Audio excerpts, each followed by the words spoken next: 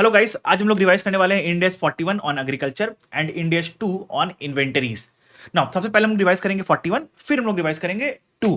जैसा कि हमने अदर्स सारे चैप्टर को रिवाइज करते हुए आए हैं, हम लोग सारे कॉन्सेप्ट्स को इन डेप्थ रिवाइज करेंगे, फॉलोड बाय जो भी इंपॉर्टेंट क्वेश्चन है या ट्रिकी क्वेश्चन है, उन क्वेश्चंस को मैं लेके पूरा क्वेश्चंस को समझाऊंगा, उसके बाद उसके आंसर्स को भी डिस्कस किया जाएगा पूरा। ओके, नाउ प्लस जो भी मिस्टेक्स आप एग्जाम में कर सकते हो, मैं वो मिस्टेक्स को भी डील करूंगा, यहां पे बताऊंगा कि क्या क्या मिस्टेक्स है जो आपको एग्जाम में नहीं करना है। आपको करना क्या है, जैसे ही सेशन खत्म होगा तुरंत तुरंत जो जो क्वेश्चंस मैंने लिए हैं या जो मैंने आपको होमवर्क में दिए हैं, उन क्वेश्चंस को फटाफट सॉल्व कर लेना, मेरे नोट्स को रन थ्रू कर लेना, पूरा आपका स्टैंडर्ड ग्रिप में आ जाएगा। सर ये नोट्स कहां मिलेगा? तो ये नोट्स मिलेगा आपको मेरे टेलीग्राम ग्रुप में। टेलीग्राम का लिंक कहां है? वो डिस्क्रिप्शन बॉक्स में दिया हुआ है। टेलीग्राम ग्रुप ज्वाइन कर लेना, बहुत अच्छे अच्छे रिसोर्सेस, एनालिसिस सब कुछ शेयर्ड है वहां पे। ओके, और प्लस आपकी कुछ क्वेरीज भी होगी तो मैं वो भी एड्रेस कर दूंगा आपको। I believe everything is sorted. Now इस वीडियो को लाइक करना तो मत भूलना, दोस्तों के साथ शेयर भी कर देना, खाली अकेले अकेले बेनिफिट क्यों लेना यार। और एफआर के लिए मैं बता रहा हूं, बहुत बहुत अमेजिंग अमेजिंग रिसोर्सेस इस चैनल पे लाने वाला हूं, लाइक सुपर 75 क्वेश्चंस पूरे सिलेबस का, और बहुत सारे लाइक पूरे लास्ट 10 अटेम्प्ट में आपके एफआर के क्या क्या थियरी क्वेश्चंस आए हुए हैं, तो वो सब सब कुछ लाने वाला हूं मैं चैनल पे। ओके, तो बहुत अमेजिंग रिसोर्स आने वाला है अप्रैल मंथ में भी, तो चैनल को सब्सक्राइब कर लेना और अपने दोस्तों के साथ भी शेयर कर देना, वीडियो को लाइक कर देना। चलो ऑन दिस नोट स्टार्ट करते हैं, पहले इंड एस 41 फिर end S 2। Now, let us study Ind AS 41 agriculture। अब Ind AS 41 जो डील करता है ना एग्रीकल्चर से, समझो बात को, एग्रीकल्चर का मतलब क्या होता है वो समझो पहले। तो एग्रीकल्चर दो चीज से डील करता है, एक होता है बायोलॉजिकल असेट्स, एक होता है बायोलॉजिकल असेट्स, और एक होता है उस बायोलॉजिकल असेट से आया हुआ एग्रीकल्चरल प्रोड्यूस। ओके, दो चीज होता है, एक होता है बायोलॉजिकल असेट्स, एक होता है उस बायोलॉजिकल असेट से आया हुआ एग्रीकल्चरल प्रोड्यूस। तो मैं दोनों को सेपरेटली डील करूंगा। पहले आते हैं हम लोग बायोलॉजिकल असेट्स पे। बायोलॉजिकल असेट्स का मतलब क्या होता है? कोई भी पेड़ पौधा जानवर को बोलते हैं बायोलॉजिकल असेट्स। ओके, पेड़ हो गया, पौधा हो गया, ट्रीज हो गया, जानवर हो गया, उसको बोलते हैं बायोलॉजिकल असेट्स, उसको बोलते हैं हम लोग बायोलॉजिकल असेट्स। नाउ अब जो पेड़ पौधे या ट्रीज होते हैं, बोला उसमें से एक क्लासिफिकेशन थोड़ा सा काटना है हमने यहां पे। क्या बोलते हैं कि इफ देयर आर ट्रीज जिससे हमें हर साल एग्रीकल्चरल प्रोड्यूस मिलेगा, इफ देर आर ट्रीज जिससे हमें हर साल एग्रीकल्चरल प्रोड्यूस मिलेगा, और वो ट्री खुद एग्रीकल्चरल प्रोड्यूस नहीं बनेगा, तो उसको हम लोग बोलते हैं बियरर प्लांट, उसको हम लोग बोलते हैं बियरर प्लांट। एक बात समझो, अगर कोई मशीन है जो हर साल आपको, हर बार आपको 4-5 साल तक, एटलीस्ट 5 साल तक, 6 साल तक ओवर इट्स यूजफुल लाइफ, उसको वो हम लोग को हर साल आउटपुट निकाल के देगा, आउटपुट निकाल के देगा, आउटपुट निकाल के देगा, आउटपुट निकाल के देगा, राइट। और उस आउटपुट को हम लोग मार्केट में बेचते हैं, rather than selling the machine itself, right. तो उसको क्या बोलते हैं? Property, plant and equipment. Similarly यहां पे क्या बोल रहा है, अगर आपके पास कोई ट्री है, जो ट्री से कुछ प्रोड्यूस आएगा, उस प्रोड्यूस को हम लोग मार्केट में बेचेंगे, rather than selling the tree itself, तो बोलते हैं उसको बोलते हैं हम लोग बियरर प्लांट। और बियरर प्लांट को हम लोग property, plant and equipment Ind AS 16 में कवर करते हैं, उसको इंड AS 16 में कवर करते हैं। Example mango trees, example guava tree, right. Mango tree, guava tree, ये सब ट्री जो होते हैं हर साल आपको फ्रूट्स देते हैं, हर साल आपको फ्रूट्स देंगे, और आपको ये क्या हो गया, it is like a property, plant and equipment. तो इसका अकाउंटिंग इंड AS 16 में कवर होता है, इंड AS 41 में कवर नहीं होता। लेकिन लेकिन लेकिन उस बियरर प्लांट से जो एप्पल आएगा, सॉरी एप्पल बोलता हूं, बियरर प्लांट से जो मैंगो आएगा, उस बियरर प्लांट से जो गुआवा आएगा, वो अकाउंटिंग, उसका अकाउंटिंग वो यहां पे होगा, वो इंड AS 41 में होगा। उसका जो एग्रीकल्चरल प्रोड्यूस है, उसका अकाउंटिंग इंड AS 41 में होगा, उसका अकाउंटिंग इंड AS 41 में होगा। समझो, तो दो चीज होता है, एक होता है बायोलॉजिकल असेट्स, एक होता है agricultural produce. Now biological assets में दो चीज होता है, एप्पल नहीं, mango. Okay, now biological assets में दो चीज होता है, एक होता है बेयरर प्लांट और एक होता है any other biological assets. Bearer plant क्या होता है? Any living plant used in the production और सप्लाई ऑफ एग्रीकल्चरल प्रोड्यूस, जिसका प्रोड्यूस आपको 1 साल से ज्यादा आएगा और इसको आप खुद एग्रीकल्चरल प्रोड्यूस की तरह नहीं बेचोगे। तो ये इंड एस 16 के स्कोप में आएगा। Example mango tree, guava tree, example mango tree, guava tree. तो इसको हम लोग इंड एस 16 के स्कोप में लेके चलते हैं। बोला इसके अलावा कोई भी और लिविंग प्लांट है या एनिमल है, लिविंग एनिमल या प्लांट है, तो वो आपका इंड एस 41 के स्कोप में आएगा। एग्जांपल कोई भी एग्जांपल ले लो, जैसे आपका वीट का प्लांट हो गया, राइस का प्लांट हो गया। तो ये जो वीट का प्लांट है, राइस का प्लांट है, ये क्या होता है, ये पूरा प्लांट के सहित ही उखड़ता है, ये प्लांट के सहित ही उखड़ता है। So the plant itself gets sold as agricultural produce, the plant itself gets sold as agricultural produce. Okay, तो ये हो गया आपका biological in the scope of end AS 41। फिर आपका आ जाता है जो जानवर है, जो भी जानवर है, ठीक है, यू कैन से जानवर में कौन आ गए, आपके आ गए हॉर्स, राइट। जो भी जानवर हम लोग अगर मेरे काम में आ रहे हैं, वो सारे के सारे जानवर यहां पे आ गए। एक very good example sugarcane, right, sugarcane, very good. Sugarcane plant है, एनिमल नहीं है। सुगर केन प्लांट है, एनिमल नहीं। ओके, नाउ ओके, फिर आपका यहां पे एनिमल में क्या आ जाएंगे, यस, कितना अच्छा एग्जांपल दिया है आपने आशीष, गाय, बकरी और क्या होता है बताओ तो, उसको क्या बोलते हैं, भैंस, राइट। सब यहां पे आ जाएंगे, सब यहां पे आ जाएंगे।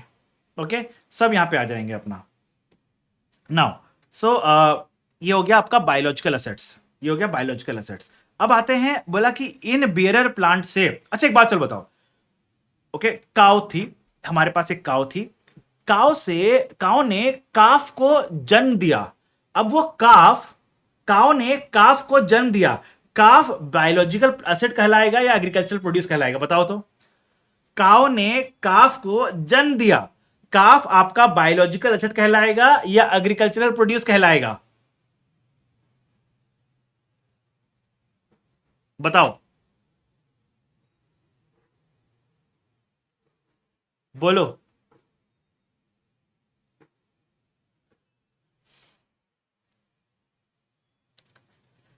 वो आपका बायोलॉजिकल एसेट ही कहलाएगा शंकर, बायोलॉजिकल एसेट कहलाएगा। एग्रीकल्चरल प्रोड्यूस क्या होता है, जैसे समझो बात को, काउ से हमें मिल्क मिला, milk is an agricultural produce, milk is an agricultural produce.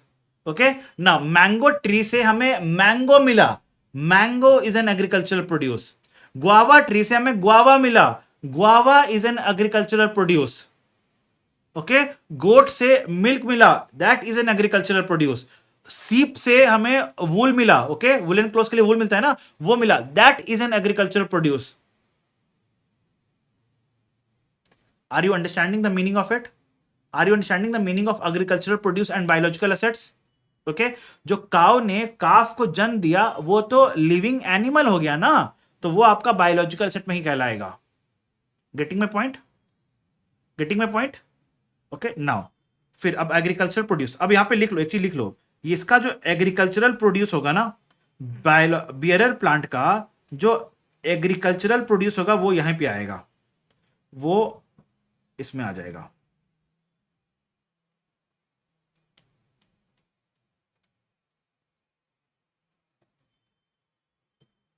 ठीक है, चलो अब मैं चल रहा हूं आगे लेके। तो ये मैंने बताया क्लासिफिकेशन, आई बिलीव क्लासिफिकेशन आपको क्लियर है। अब मैं देखो एक पेज के अंदर कैसे मेजरमेंट रूल पूरा खत्म कर दूं, एक पेज के अंदर पूरा मेजरमेंट रूल खत्म करूं।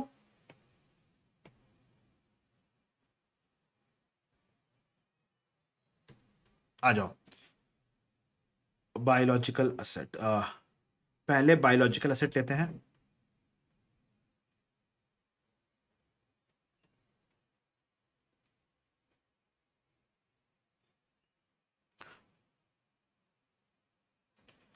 बायोलॉजिकल असेट हम लोग रिकॉर्ड करते हैं initially fair value less cost to sell पे, fair value less cost to sell पे रिकॉर्ड करते हैं।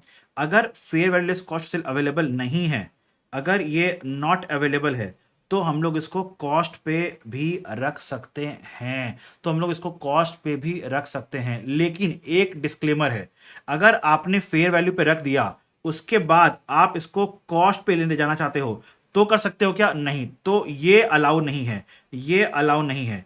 लेकिन अगर आपने फेयर वैल्यू अवेलेबल नहीं था इसलिए कॉस्ट पे रखा, ठीक है, और फिर आप बोले कि नहीं नहीं अब मेरे को फेयर वैल्यू पता चल गया है तो मैं यहां पे ये रख रहा हूं, उसके बाद बोले नहीं नहीं अब मेरे को कॉस्ट पे रखना है, तो कॉस्ट पे ला सकते हो क्या? नहीं, कॉस्ट पे नहीं ला सकते हो, फिर आप कॉस्ट पे नहीं ला सकते हो। सो इसका बेसिक मतलब क्या हो रहा है? इसका बेसिक मतलब क्या हो रहा है कि आप initially fair value less cost to sell पे ही रखोगे। अगर आपको मालूम नहीं है तो कॉस्ट पे ले सकते हो। एक बार जो आप fair value less cost to sell पे आ गए, आप वापस कॉस्ट पे नहीं जा सकते हो, आप वापस कॉस्ट पे नहीं जा सकते हो। ओके, नाउ अब यहां पे आया आपका रिपोर्टिंग डेट, और इन दोनों डेट के बीच में जो वैल्यू चेंज होगा वो जाएगा पी एंड एल में। इन दोनों डेट के बीच में वैल्यू चेंज होगा वो जाएगा आपका पी एंड एल में, वो जाएगा आपका पी एंड एल में। यही है आपका बायोलॉजिकल असेट का अकाउंटिंग, राइट। अब इसमें क्या हो रहा है, बोला डिस्क्लोज करना पड़ता है इन नोट्स टू अकाउंट्स, क्या कि जो आप पी एंड एल में डाले हो ना, आप डिस्क्लोज क्या करोगे नोट्स अकाउंट्स में, आप जो पी एंड एल में गेन और लॉस डाले हो उसका ब्रेकअप, कि how much of this gain और loss pertains to physical change and how much of this gain और loss pertains to price change.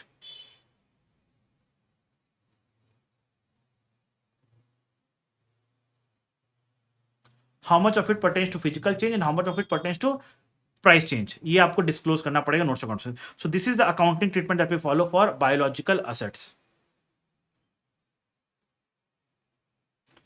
बोलो क्लियर? अब आते हैं what is accounting treatment that we follow for ये वाला क्या बोलते हैं इसको, एग्रीकल्चरल प्रोड्यूस।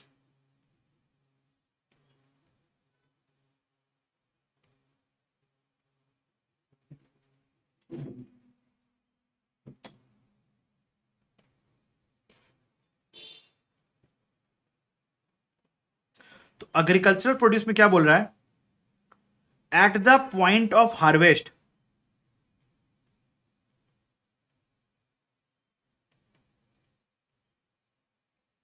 आप इसको इनिशियली मेजर करोगे at fair value less cost to sell पे, आप इस पे मेजर करोगे इसको। Okay, now subsequently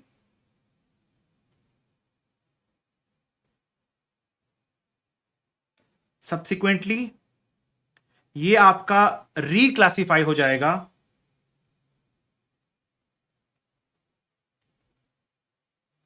to inventory, और inventory that is Ind AS 2,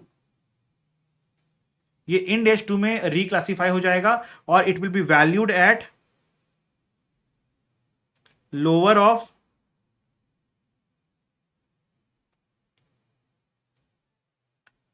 cost और एनआरवी।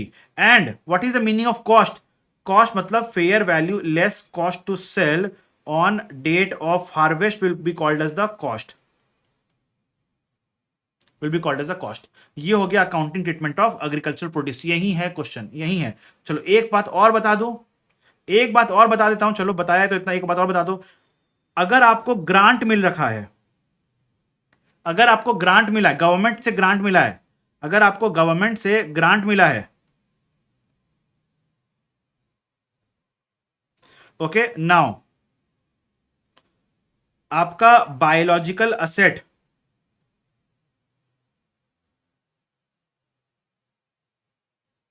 फेयर वैल्यू मॉडल पे था, at fair value less cost to sell पे रिकॉर्ड किया था, या आपने अगर बायोलॉजिकल असेट को, या अगर आपने बायोलॉजिकल असेट को कॉपी पेस्ट फेयर वैल्यू पे नहीं रख के आपने उसको कॉस्ट पे रखा था, तो बोल रहा है स्टैंडर्ड बोलता है अगर आपने उसको कॉस्ट पे रखा था तो ये जो ग्रांट मिला है उसका अकाउंटिंग जो के लिए आप लगाओगे इंड एस 20। लेकिन अगर आपका biological set fair value less cost to sell पे था और उसके लिए आपको ग्रांट मिला है, तो आपको चेक करना पड़ेगा आपका जो ग्रांट मिला है वो कंडीशनल है या अनकंडीशनल है। अगर कंडीशनल ग्रांट है तो आप क्या करोगे, जितना भी ग्रांट मिला है उसको रिकॉर्ड करोगे bank account debit to deferred grant income. जितना भी ग्रांट मिला उसको रिकॉर्ड करोगे bank account debit to deferred grant income, और इस डेफर्ड ग्रांट इनकम को recognise as grant income, recognise as grant income कब, बताओ तो कब रिकॉग्नाइज एज ग्रांट इनकम कब, जब क्या स्टैंडर्ड क्या बोल रहा है, जब when all the conditions when all the conditions are satisfied. ऐसा नहीं बोल रहा है जैसे जैसे कंडीशन सेटिस्फाई होगा प्रोपोर्शनेटली रिकॉग्नाइज कर जाएंगे, नहीं नहीं नहीं नहीं नहीं नहीं। When all the conditions are satisfied, when all the, अगर लेट सपोज 4 साल में कंडीशन सेटिस्फाई हो रहा है तो 4 साल के एंड में एट ईयर एंड 4 सेटिस्फाई हम लोग रिकॉर्ड करेंगे इसको। अगर ये अनकंडीशनल है, अगर ये अनकंडीशनल है तब तो कोई दिक्कत नहीं है, तब तो सिंपल है, तब तो बड़ा सिंपल है। Bank account debit to grant income, P&L। देखो मैंने इंड एस 41 खत्म कर दिया आपको। चलो मुझे बताओ इंड एस 41 में कोई दिक्कत यहां पे? अब मेरे को आपको एक बार रिकैप कराना, पूरा एक बार नोट्स के थ्रू रन कराना है और फिर क्वेश्चंस लेने हैं। मैंने नोट्स को रन कराना है और क्वेश्चंस लेने हैं। बताओ समझ में आया है सब कुछ यहां तक? इंड एस 41 में सब कुछ समझ में आया है यहां तक? आई थिंक ये सब माइंड मैप से ना क्या होगा, आपको सब्सिक्वेंट, आपको बाद में रिवाइज करने में बहुत आसानी होगा। ये जो मैं अभी यहाँ पे एक्स्ट्रा एफर्ट डाल के लिख इसलिए रहा हूं, पता ऐसा ऐसा नहीं कि जो मैं यहाँ पे लिख रहा हूं कुछ नया लिख रहा हूं, नहीं, सब कुछ लिखा हुआ है नोट्स में। बट मैं जो यहाँ पे हैंड रिटन एक बार लिख दिया ना, तो बाद में जब रिवाइज करोगे ना आपको बहुत आसानी से एकदम मक्खन के समझ में आ जाएगा सब कुछ। So that's the intent. इसलिए थोड़ा एफर्ट लग भी रहा है, बट मैं सामने लिख रहा हूं। मैं अगर लिख के भी लाता ना पहले से तो भी बेनिफिट नहीं मिलता। मैं सामने लिख रहा हूं ना तो आपको बेनिफिट मिल रहा है। मैं सामने लिख रहा हूं ना इसलिए आपको बेनिफिट मिल रहा है इस चीज का। बताओ क्लियर है क्या?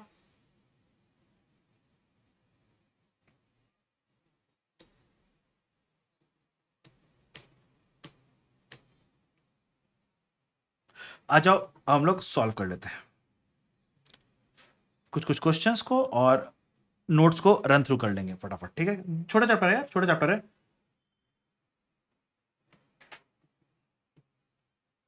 देखो अभी 15 मिनट हुआ है, 15 मिनट हुआ, हमने 15 मिनट में स्टैंडर्ड खत्म कर चुके हैं हम लोग। 15 मिनट में हम लोग स्टैंडर्ड खत्म कर चुके हैं। और क्या चाहिए तुम्हें?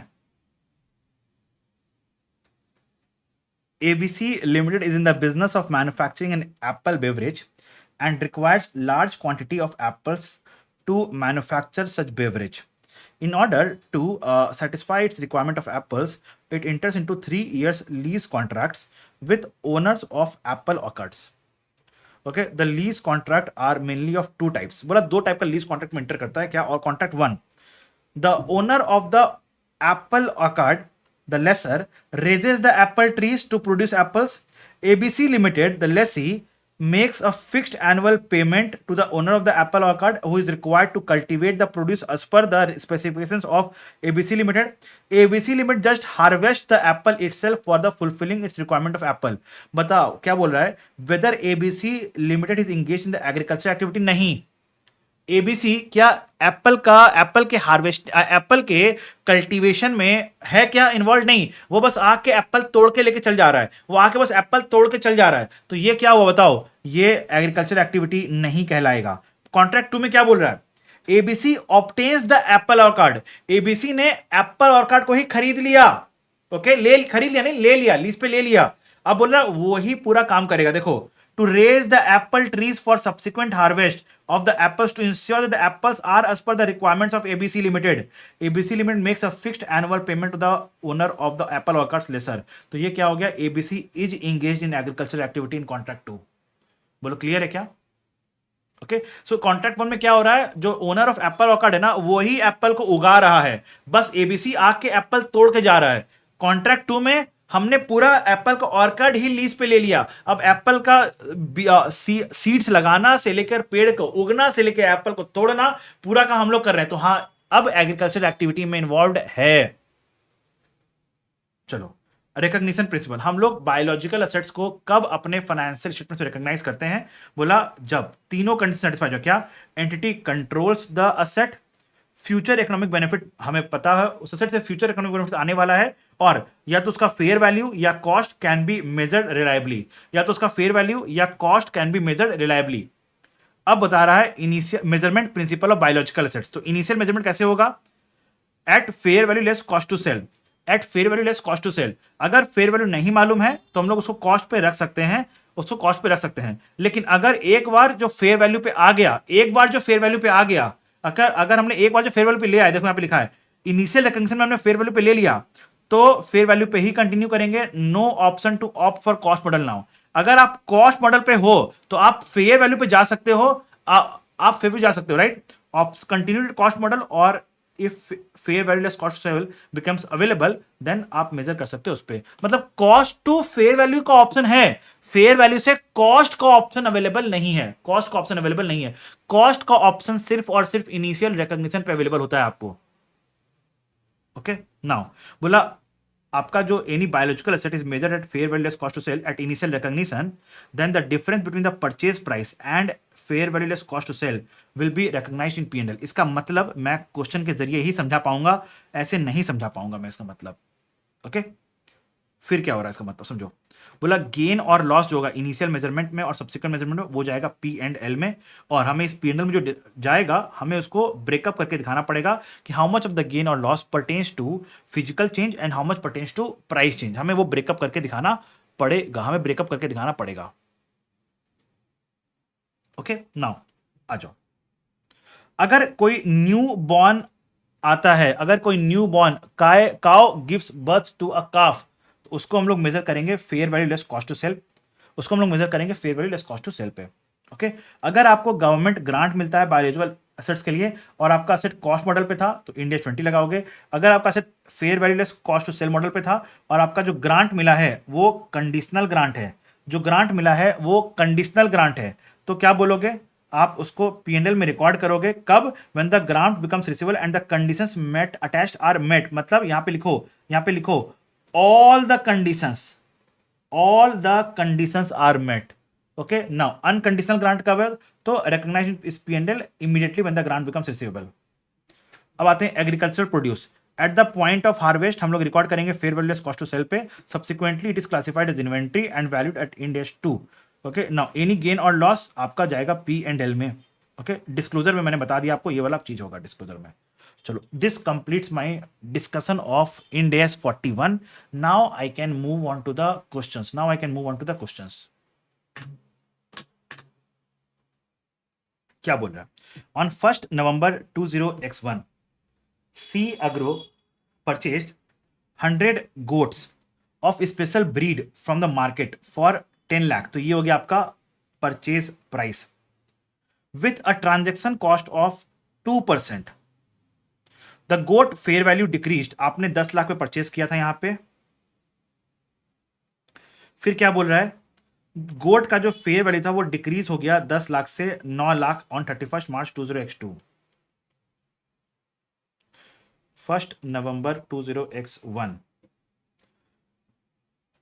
फिर क्या बोल रहा है, determine the fair value on the date of purchase and on financial year end 31 March 2002 under both the cases. अगर transaction cost are borne by the seller, जो बेच रहा है वो ट्रांजैक्शन कॉस्ट इनकर कर रहा है। ध्यान देना ये बहुत इंपॉर्टेंट पार्ट है, इस स्टैंडर्ड में कहीं गलती होने का चांस नहीं होता है except for this place. Transaction cost seller born कर रहा है। बताओ मेरा आउटफ्लो कितना होगा, मेरा आउटफ्लो कितना होगा मुझे बताओ। मैं तो परचेजर हूं ना, मैंने तो परचेज किया है, मेरा आउटफ्लो कितना होगा मुझे ये बताओ, मेरा आउटफ्लो कितना होगा।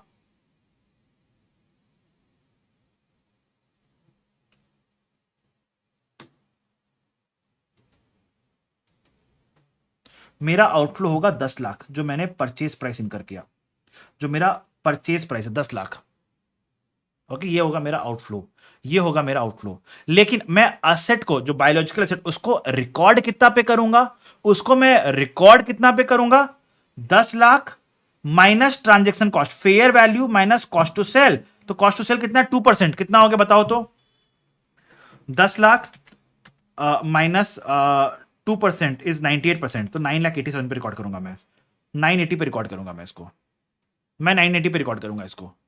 तो कितना हो गया मेरा, तो एंट्री क्या होगा, goat account debit, biological asset account debit 980, P&L 20,000, bank में आया 10 लाख, बैंक में आया 10 लाख। सर मेरा लॉस कैसे हुआ, ये लॉस इनिशियल रिकॉग्निशन का लॉस है, ये लॉस इनिशियल रिकॉग्निशन का लॉस है, क्योंकि हमें असेट को fair value less cost to sell पे रिकॉर्ड करना होगा।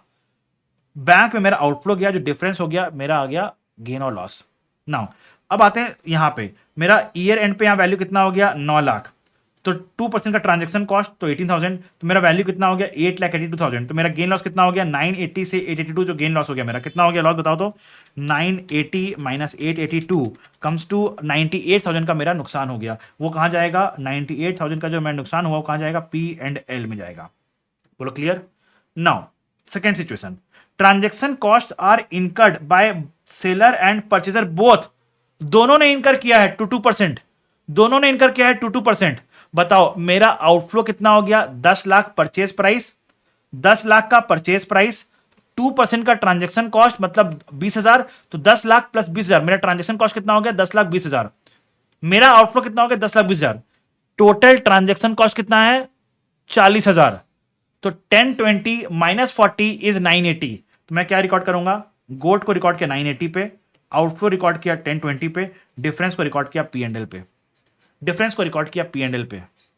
बोलो क्लियर है क्या। तो यहां 980 और यहां 882, जो डिफरेंस होगा 98,000 का वो जाएगा पी एंड एल। बोलो क्लियर है क्या। तो हमेशा कैसे इनिशियल अकाउंटिंग कैसे करोगे, समझना बात को, इनिशियल अकाउंटिंग करोगे कैसे एग्जाम में, हमेशा एक बात समझना, इसका एक सिंपल लॉजिक है, इसका एक सिंपल सा ट्रिक है, समझो बात को। लॉजिक तो नहीं बोलूंगा, ट्रिक बोलूंगा। एक ट्रिक क्या है इसका, कंपेयर करो हमेशा, हमेशा समझो कि इनिशियल में आप बायोलॉजिकल असेट को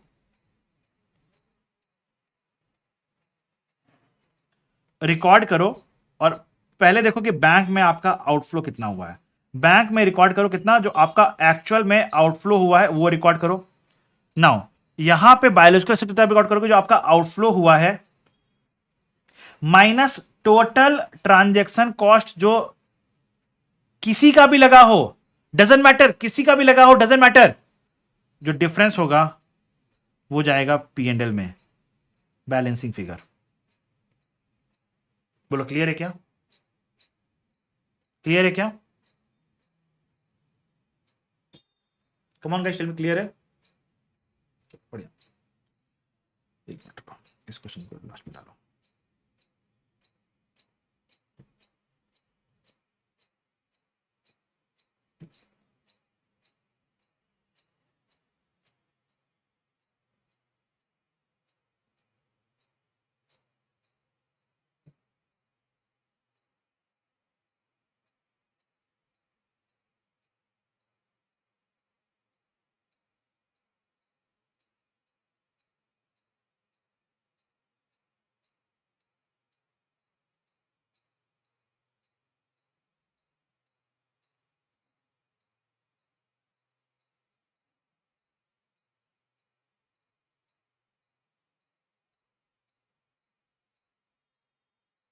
अब आ जाओ इस क्वेश्चन पे। सेवा dairy limited prepares financial statements on 31st March each year. On 1st April 2020, the company carried out following transactions. इसका मुझे ये हाथ को मैंने बना रखा है, आ जाओ। On 1st April 2020, company carried out following transactions, एक लैंड परचेज किया 60 लाख में, एक लैंड परचेज किया 60 लाख में, 200 गाय परचेज की है, 200 गाय परचेज किया है। तो यहां पे लिखा, मैंने नंबर नहीं लिखा, क्या नंबर भी लिख दो,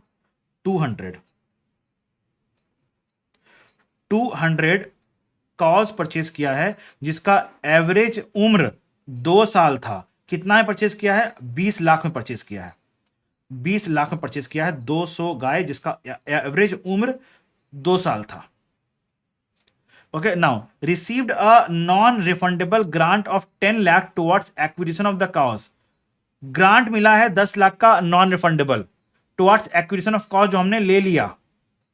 नाउ अब क्या बोल रहा है, during the year ended 31st March 2021, 31st March 2021 year ended, okay, company on its dairy cows incurred 8.5 lakh to maintain their condition, food and protection, 4.6 lakh as breeding fee to the local farmer.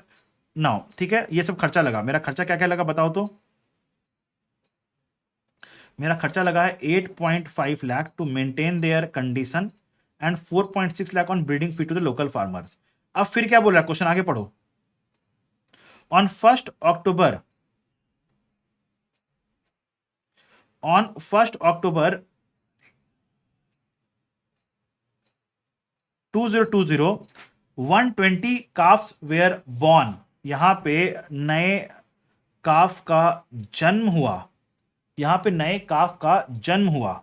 Okay now फिर क्या बोल रहा है, and there were no other changes in the number of animals during the year in 31st March 2021.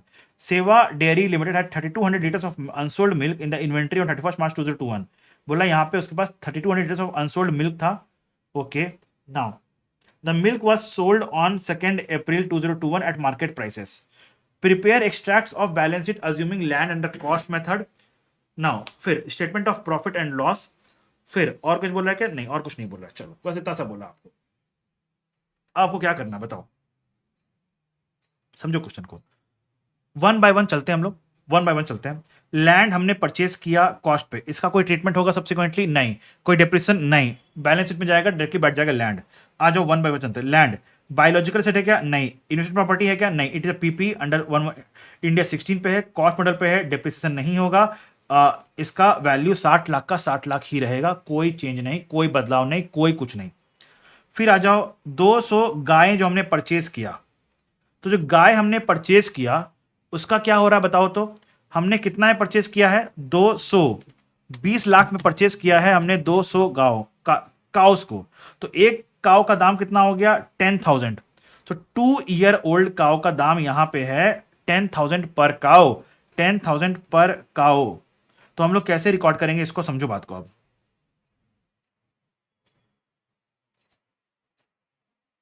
मैं इसी question से, ये question आपका मास्टर क्वेश्चन है बच्चों, मैं बता दे रहा हूं, ये क्वेश्चन आपका मास्टर क्वेश्चन है, सब कुछ आ गया है इसमें।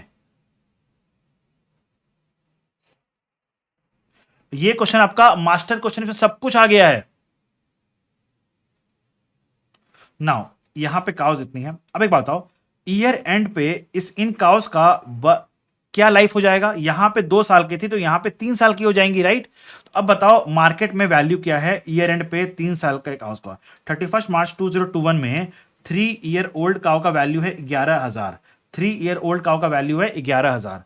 तो आ जाओ लिखो यहां पे 11,000, 11,000। तो आपके पी एंड एल में क्या जाएगा? 10,000 से 11,000, 1,000 का चेंज हुआ, 1,000 का चेंज हुआ। समझो पहले पी एंड एल में क्या जाएगा, पहले ये समझो फिर आगे को समझेंगे हम लोग। पहले पी एंड एल का समझो, बताओ पी एंड एल में क्या जाएगा? पी एंड एल में जाएगा 1,000 इंटू 200 इज 2 लाख। ये जाएगा आपके पी एंड एल में। बैलेंस शीट में क्या जाएगा? यहां पे वैल्यू था 11,000 और गाय थी 200, तो 11,000 इंटू 200 इज 22 लाख। ये जाएगा बैलेंस शीट में। बोलो क्लियर है क्या यहां तक? क्लियर है क्या यहां तक? लेकिन मैंने आपको क्या पढ़ाया था कि हम लोग को जो फेयर वैल्यू गेन और लॉस होता है बायोलॉजिकल एसेट में, बायोलॉजिकल एसेट में जो भी फेयर वैल्यू गेन लॉस होता है, हमें उसका ब्रेकअप दिखाना पड़ता है in the notes to accounts, that how much of it pertains to price change and how much of it pertains to physical change. तो स्टैंडर्ड क्या बोलता है, कैसे करें ये evaluation of price change and physical change का evaluation कैसे करें? तो स्टैंडर्ड आपको एक बात बोलता है, समझो बात को। यहां पे एड पेज बोल रहा है आपकी जो गायें हैं, आपके पास जो काउज है, यहां पे 2 ईयर ओल्ड है, यहां पे 3 ईयर ओल्ड है। 2 ईयर ओल्ड का वैल्यू है 10,000, 3 ईयर ओल्ड का वैल्यू है यहां पे 11,000। तो जो आपके पी एंड एल में गया वो गया 1,000। लेकिन now you need to find how much of this 1,000 pertains to price change and how much of it pertains to physical change. अब एक बात बताओ, तो हम लोग कैसे निकालें? अगर हम लोग अब क्या बोलेंगे, एज रिमेनिंग कांस्टेंट, मतलब यहां पे भी 2 ईयर ओल्ड काउ का क्या प्राइस चल रहा है? तो देखो यहां पे भी 2 ईयर ओल्ड, यहां पे भी 2 ईयर ओल्ड, तो age remaining constant, what is the change of price? That is called as price change. तो बताओ ईयर एंड पे 2 ईयर ओल्ड काउ का क्या रेट चल रहा है? ईयर एंड पे 2 ईयर ओल्ड काउ का रेट चल रहा है 10,500, तो इसका वैल्यू चल रहा है 10,500। बोलो क्लियर है क्या? राइट, 10,500 चल रहा है। तो आपका बताओ प्राइस चेंज कितना से हुआ? Age remaining constant, price change हुआ है आपका कितना से, 500 से, तो प्राइस चेंज हो गया आपका 500। नाउ ए, अब समझो यहां पे क्या करे थे हम लोग, यहां पे हमने क्या, एज रिमेनिंग कांस्टेंट, प्राइस में क्या चेंज हुआ, अब हम लोग बोल रहे हैं date remaining constant, what is the change of age, change in price due to change of age, change in price due to change of age, तो ये फिजिकल चेंज, ये है फिजिकल चेंज, तो इसमें बोलेंगे हम लोग ये क्या है आपका फिजिकल चेंज। कितना हो गया 500, हमारे पास कितनी कॉस्ट थी 200, 200 इंटू 200, तो कितना हो गया 1,00,000 on account of price change and 1,00,000 on account of physical change. तो ये हमें डिस्क्लोज करना पड़ेगा, देखो 1,00,000 on account of price change, 1,00,000 on account of physical change, ये हमें डिस्क्लोज करना पड़ेगा। लेकिन P&L में 2,00,000 आएगा, P&L में 2,00,000 आएगा, बोलो क्लियर है क्या, क्लियर एवरीवन। चलो तो हमें अकाउंटिंग कर लिया लैंड का, हमने अकाउंटिंग कर लिया लैंड का, हमने अकाउंटिंग कर लिया काव का, अब आते काफ, जो काफ जन्म, कितने काफ का जन्म हुआ था बताओ तो, ईयर के स्टार्टिंग में कुछ काफ थी क्या, नहीं, बीच में जन्म हुआ 120 काफ का, तो इसका वैल्यू क्या होगा, कैसे इसका काउंटिंग करेंगे, तो बोलेंगे इस दिन देखो तो काफ का वैल्यू क्या है, आ जाओ 1 अक्टूबर को काफ का जन्म हुआ है, तो न्यू बॉर्न काफ कितना हो रहा है 2300 का वैल्यू है, 2300 का वैल्यू, तो हम लोग कैसे काउंटिंग करेंगे, आ जाओ हम लोग बोलेंगे इसमें, हम लोग यहां पे बोलेंगे ऑन 1 अक्टूबर 2020 बायोलॉजिकल असेट्स का जन्म हुआ काफ का, और ये मेरा पूरा गेन है, ये तो मेरा पूरा गेन है, इस काफ को परचेस करने के लिए मैंने कुछ पैसा दिया क्या, नहीं, ये तो जन्म हुआ इनका, ये तो पूरा गेन है मेरे लिए, 2 P&L कितना 120 काफ थी और एक काफ का दाम था 2300 रुपया, तो 2,76,000 का पूरा गेन हो गया, ये मेरा पूरा का पूरा गेन है, ये मेरा पूरा का पूरा गेन है, ये मेरा पूरा का पूरा गेन है, गेटिंग माई पॉइंट। नाउ अब समझो बात को, यहां पे 6 महीने बाद ये काफ हो गई 0.5 ईयर ओल्ड, ये 0.5 ईयर ओल्ड हो गई, अब यहां पे इस 0.5 ईयर ओल्ड का वैल्यू क्या चल रहा है बताओ तो, 0.5 ईयर ओल्ड का वैल्यू क्या चल रहा है बताओ, ईयर एंड 1 पे 0.5 ईयर ओल्ड 6 मंथ्स ओल्ड काफ का वैल्यू चल रहा है 2800 रुपया, 2800 रुपया, 2800 रुपीज, राइट। तो आपका P&L में क्या जाएगा, आपके P&L में क्या जाएगा, सबसे पहले बताओ P&L में क्या जाएगा बताओ, P&L में जाएगा आपका 500 इंटू 120, 500 इंटू 120 इस 60,000 जाएगा P&L में, आपके 60,000 जाएगा आपके P&L में, जाएगा आपके 60,000, ये जाएगा आपके P&L में, और बैलेंस शीट में क्या जाएगा, बैलेंस शीट में क्या जाएगा बताओ, बैलेंस शीट में क्या जाएगा 2800 इंटू 120 कितना हो गया, ये जाएगा 3,36,000, 3,36,000, राइट, बोलो क्लियर है क्या, क्लियर है क्या, ओके। नाउ अब जो ये 60,000 गया आपके P&L में है, इसका अगेन ब्रेकअप करना पड़ेगा, how much of it is for price change and how much it for physical change. चलो ये आप करके बताओगे मेरे को, ये आप करके बताओ तो, प्राइस चेंज का कितना और फिजिकल चेंज का कितना, चलो आप मुझे करके बताओ, मैं नहीं, आप बताओ, प्राइस चेंज का कितना और फिजिकल चेंज का कितना बताओ, मैंने बताया ना करके कैसे होता है, अब आप बताओ, डेटा दे रखा हूं मैं यहां पे, देखो यहां पे 120 काफ का जन्म हुआ है, यहां पे वैल्यू था, यहां पे ये 0 ईयर ओल्ड थी, यहां पे इसका वैल्यू था 2300, न्यू बॉर्न का यहां का वैल्यू 2500 है, यहां पे 0.5 ईयर ओल्ड का वैल्यू 2800 है, बताओ क्या वैल्यू होगा, डिस्क्लोजर के लिए बताओ क्या होगा, डिस्क्लोजर के लिए बताओ क्या होगा, डिस्क्लोजर के लिए बताओ,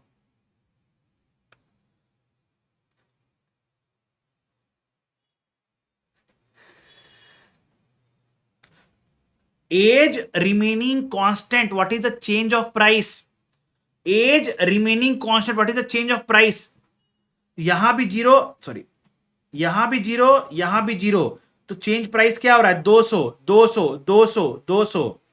now date remaining constant what is the change of physical, so 0.5 0 2500 और 300, 2500 और 2800 300, 300, so 300 is on account of physical change, 300 is on account of physical change and 200 is account of price change. कितने थे हमारे पास? 120 थे. सो 120 into 200 is 24,000 price change, 120 into 300 is 36,000 physical change. बोलो clear है क्या?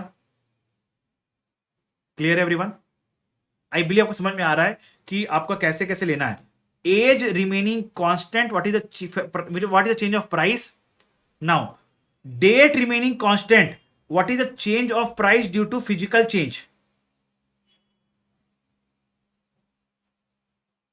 Okay now तो ये चला गया अपना. मिल्क में क्या होगा? जो आपके पास मिल्क है 3200 का, इसको फेयर वैल्यू पे रिकॉर्ड करेंगे. कितना आगे 30 का फेयर वैल्यू है तो 96,000 पे रिकॉर्ड हुआ और ये पूरा का पूरा आपका चल जाएगा पी एंड एल में, आपका इनकम चल जाएगा. अब आ जाओ statement of P and L में क्या जाएगा बताओ. Statement of P and L में क्या क्या जाएगा? एक तो जो आपको ग्रांट मिला 10 लाख का वो पूरा जाएगा. फिर fair value change of cow, cow में कितना फेयर वैल्यू चेंज हो बताओ तो. काउ में चेंज हुआ है पी एंड एल, यहां पे लिखा है ना मैंने 2 लाख लिखा है ना, 2 लाख का फेयर वैल्यू चेंज हुआ है काउ में. काफ का जो जन्म हुआ था उसमें कितना गेन हुआ? 276. फेयर वैल्यू कितना हुआ? 60. सो 2 लाख प्लस ये 330 कहां से आया? It is 276,000 plus 60,000. Okay milk पे कितना हुआ? 96,000. 3200 का 30 मल्टीप्लाई 30, तो इतना आपका पीएनएल में गया. अदर एक्सपेंस कितना हुआ? 1310. कैसे आया एक्सपेंस? ये एक्सपेंस आया आपका यहां से 8.5 plus 4.6, 8,50,000 plus 4,60,000, that comes to 13,10,000. 13,10,000 का आपका यहां पे आ गया. ओके ना तो ये आपका हो गया पी एंड एल. बट ये एक्सट्रैक्ट है, ये एक्सट्रैक्ट है. ओके आप इसको गेन लॉस नहीं निकाल पाओगे अभी ना. बैलेंस शीट में क्या क्या आ जाएगा बताओ तो. पहला एक लैंड आ जाएगा 60 लाख पे. बायोलॉजिकल सेट में काओ आएगा कितना पे? काओ कितना पे आएगा? देखो मैंने लिखा होगा, काओ आएगा 22 लाख पे. काफ आएगा मैंने लिखा होगा बैलेंस शीट में 336 पे. तो लिखो, देखो 22 लाख और 336 लाख, तो ये आ गया 25 लाख 36,000. इन्वेंट्री आ जाएगा 96,000 पे और रिटेन अर्निंग में आ गया आपका जो प्रॉफिट आया वो आ गया यहाँ पे. बोलो क्लियर है क्या? बोलो क्लियर है क्या? तो ये एक मास्टर क्वेश्चन था जिसमें सब चीज का अकाउंटिंग कवर कर लिया, सब चीज का अकाउंटिंग कवर कर लिया.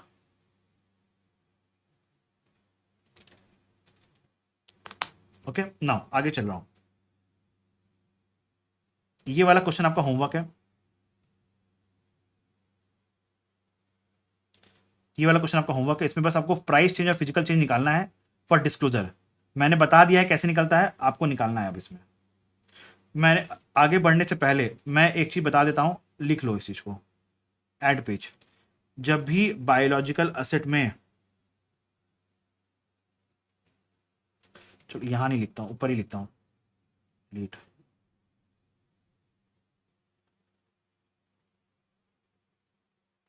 Add page. Disclosure of fair value gain loss for biological asset.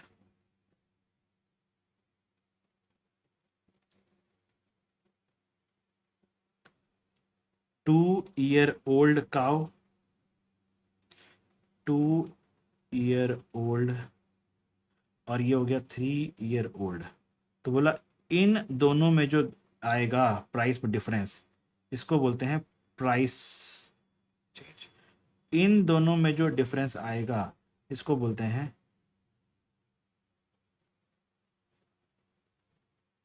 Physical change.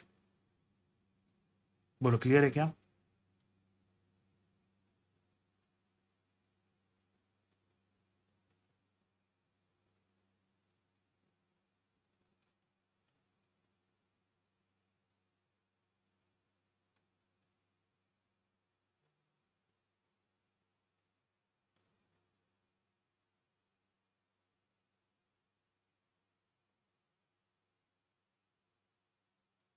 इसको बोलते हैं फिजिकल चेंज.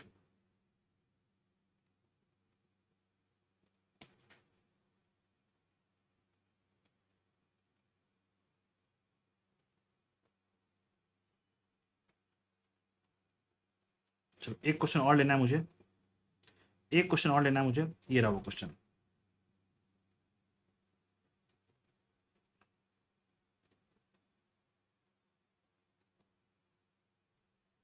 मैं डिस्कस करना चाहता हूँ इस क्वेश्चन को पहले।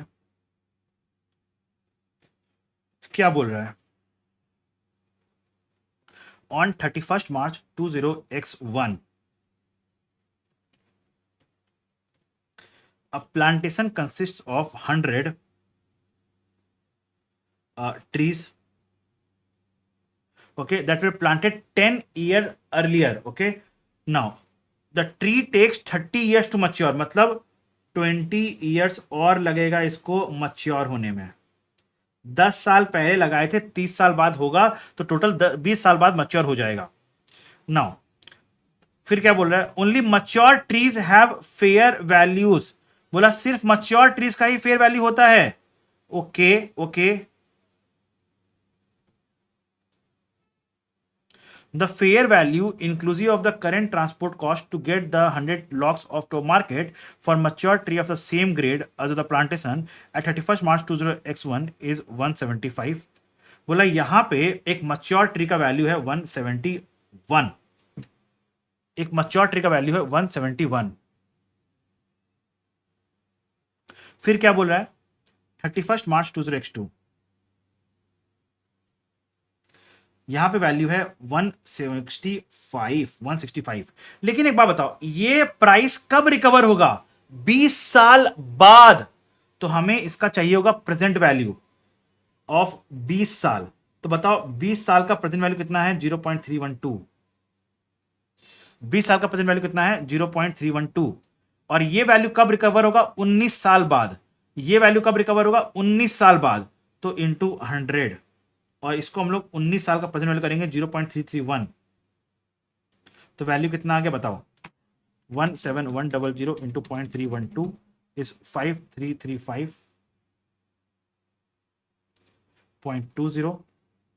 फिर 16500 इंटू 0.331 इज 5461.50। तो अब बताओ आपका गेन क्या हुआ? माइनस 5335.2 इज 126.3 का जो गेन है वो जाएगा P&L में, और ये वैल्यू रिकॉर्ड होगा आपका बैलेंस शीट पे। ये वैल्यू रिकॉर्ड होगा आपके बैलेंस शीट में। बोलो क्लियर है क्या? काफ का डिस्क्लोजर नहीं है प्रिंटेड नोट में, कोई बात नहीं, आपको देना है। बोलो is it clear everyone? Is it clear everyone this question? Okay. यहां पे 20 ईयर्स टू मच्योर है, तो यहां पे हो जाएगा ये 19 ईयर्स टू मच्योर। हमने इसका प्रेजेंट वैल्यू निकाला, क्यों? बिकॉज ये इतने साल बाद हमें पैसा रिकवर होगा। तो आज का वैल्यू क्या है? आज का वैल्यू क्या है, इसलिए हमने प्रेजेंट वैल्यू निकाला। I believe it is very much clear to all of you. ये वाला क्वेश्चन में कुछ नहीं है, ये वाला क्वेश्चन में कुछ नहीं है। अब मैं क्वेश्चन पढ़ के दिखा देता हूं, आ जाओ देख लो। बोला there is a herd of 15 cows, हर काउ का एज था 4 साल, ठीक है। इसको हमने रिकॉर्ड किया था इतना काउ, इतना पे, ठीक है। नाउ फिर ड्यूरिंग द ईयर, साल के बीच में एक काउ का परचेस, हमने एक काउ और परचेस किया, और एक काफ का जन्म हुआ। ना कोई काउ का बेचे हैं, ना कोई काउ को डिस्पोज ऑफ किए हैं। बताओ what is the change in fair value attributable to physical changes attributable to price change, carrying amount कितना है, और एक्सट्रैक्ट ऑफ लाइफ अकाउंट, बस इतना सा बताना है। तो ये वाला क्वेश्चन आपका होमवर्क है, आपको सॉल्व करना होगा। मैंने बता रखा है, मैंने इसमें क्वेश्चन में आपको कुछ भी नया नहीं है, मैंने सब कुछ सॉल्व कर रखा है आपको ऑलरेडी, ओके। और आपको आंसर चाहिए, इसका आंसर है आपके साथ यहाँ पे। बोलो क्लियर है क्या एग्रीकल्चर? क्लियर है क्या एग्रीकल्चर?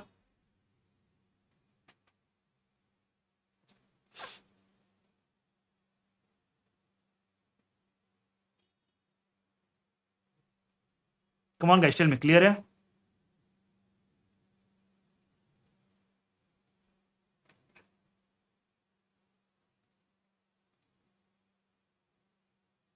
डिस्क्लोजर दिखा दूं मैं? अच्छा ठीक है, चलो एक मिनट।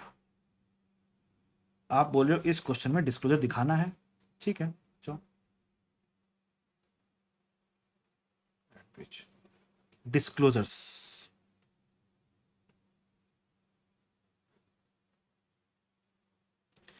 वैसे तो मैंने दिखा दिया, बट फिर भी cow physical change, price change, 1 lakh,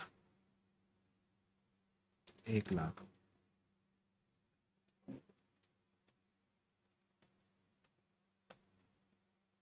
total reconcile करा दो पीएनएल से 2 लाख। दूसरा काफ,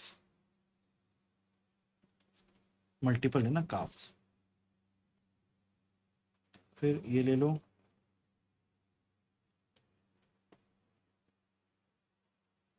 कितना अमाउंट है 2436।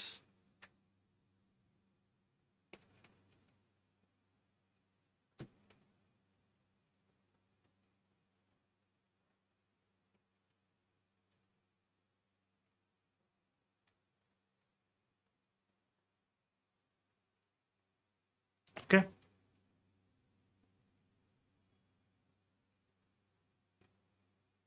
मैंने दिखा दिया अरुणा, मैंने दिखा दिया, देखो डिस्क्लोज ये रहा, मैंने डिस्क्लोज दिखा दिया यहाँ पे। ओके,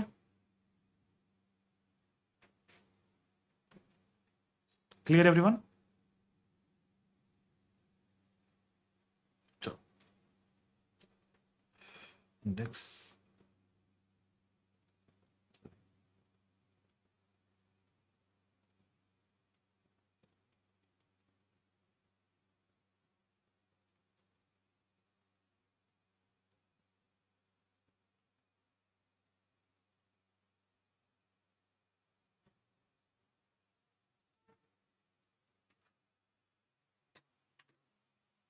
अब आ जाओ मिस्टेक्स पे। तो इंडेक्स 41 में ब्रॉडली आई बिलीव ये 3 गलतियां आपसे हो सकती है। क्या है वो 3 गलती? पहला पॉइंट, इनिशियल मेजरमेंट। तो हमेशा ध्यान में रखना, initial measurement has to be done at fair value less cost to sell. Now when I say fair value less cost to sell, जरूरी नहीं है कि मैंने अगर कॉस्ट इनकर किया है तो ही नहीं, किसी ने भी कॉस्ट इनकर किया हो, इरेस्पेक्टिव ऑफ दैट, किसी ने भी, चाहे बायर ने चाहे सेलर ने, इरेस्पेक्टिव ऑफ दैट, सो हमें उसको अपने कॉस्ट में माइनस करना पड़ेगा। देखो मैंने आपको यहां बताया भी था, I just show it to you, मैंने एग्जांपल लेके बताया था आपको।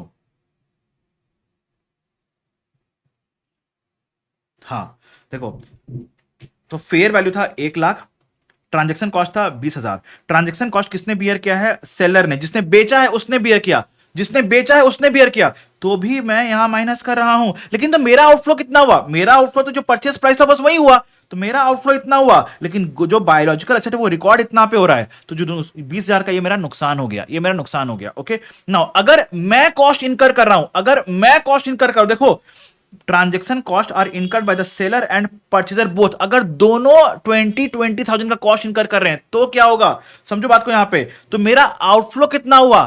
10 लाख तो गोट का प्लस 20,000 ट्रांजेक्शन कॉस्ट का, तो कितना हो गया? 10,20,000। लेकिन मैं रिकॉर्ड कितना पे करूंगा? मैं रिकॉर्ड कितना पे करूंगा? 980 पे। मैं रिकॉर्ड कितना पे करूंगा? 980 पे। तो मेरा पीएनएल में नुकसान कितना हो गया? 40,000। Right, so always remember biological asset कितना पे रिकॉर्ड होगा? जितना आउटफ्लो हुआ है minus total cost, total transaction cost. Bank में कितना? जितना आउटफ्लो हुआ है, जो ट्रांजेक्शन कॉस्ट लगा, ये आपका पीएनएल में नुकसान, ये आपका पीएनएल में नुकसान। I believe it is very much clear to all of you.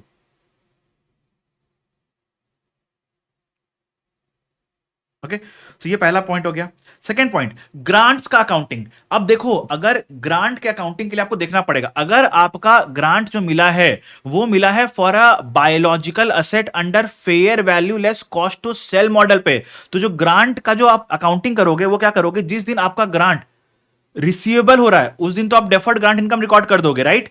लेकिन जब सारा ग्रांट का पूरा कंडीशन सेटिस्फाई हो जाएगा उस दिन आप डेफर्ड ग्रांट इनकम को रिवर्स करके ग्रांट इनकम रिकॉर्ड करोगे। ओके, तो ये ग्रांट का अकाउंटिंग इंड AS 41 बोलता है।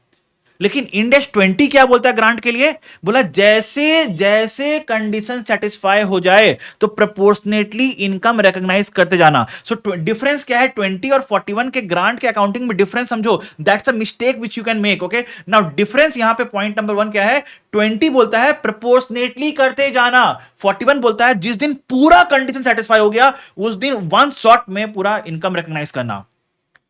तीसरा आता है डिस्क्लोजर्स। मैंने आपको बताया प्राइस चेंज में, प्राइस चेंज क्या होता है? Age remaining constant, what is the difference of the opening and closing price. Physical change मतलब date remaining constant at year end, what is the difference of the age. Price due to age. Okay, तो ये हो गया आपका end AS 41 का mistakes. अब start कर रहे हैं हम लोग एक बहुत ही छोटा सा, प्यारा सा, नन्हा सा, मुन्ना सा स्टैंडर्ड, जो हम लोग सीए इंटर में भी पढ़ के आए हैं। ओके, क्या नाम है इसका? End S 2 on inventories.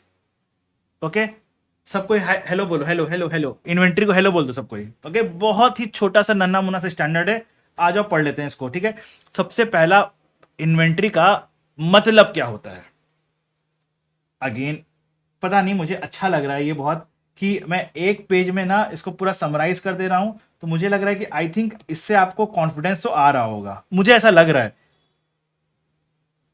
आ रहा है या नहीं आ रहा है, अब वो आप लोग बताओगे। इन्वेंटरी का मतलब क्या होता है?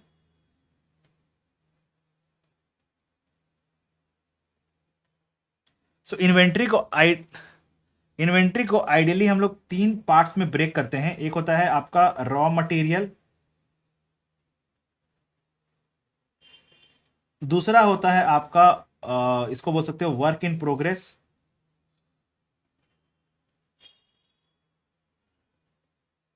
तीसरा होता है आपका फिनिश्ड गुड्स।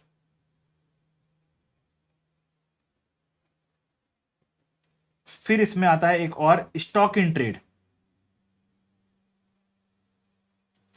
ये होता है आपका ट्रेडिंग बिजनेस के लिए स्टॉक इन ट्रेड। फिर आता है आपका primary packaging material, primary packaging material. फिर एक आता है आपका सेकेंडरी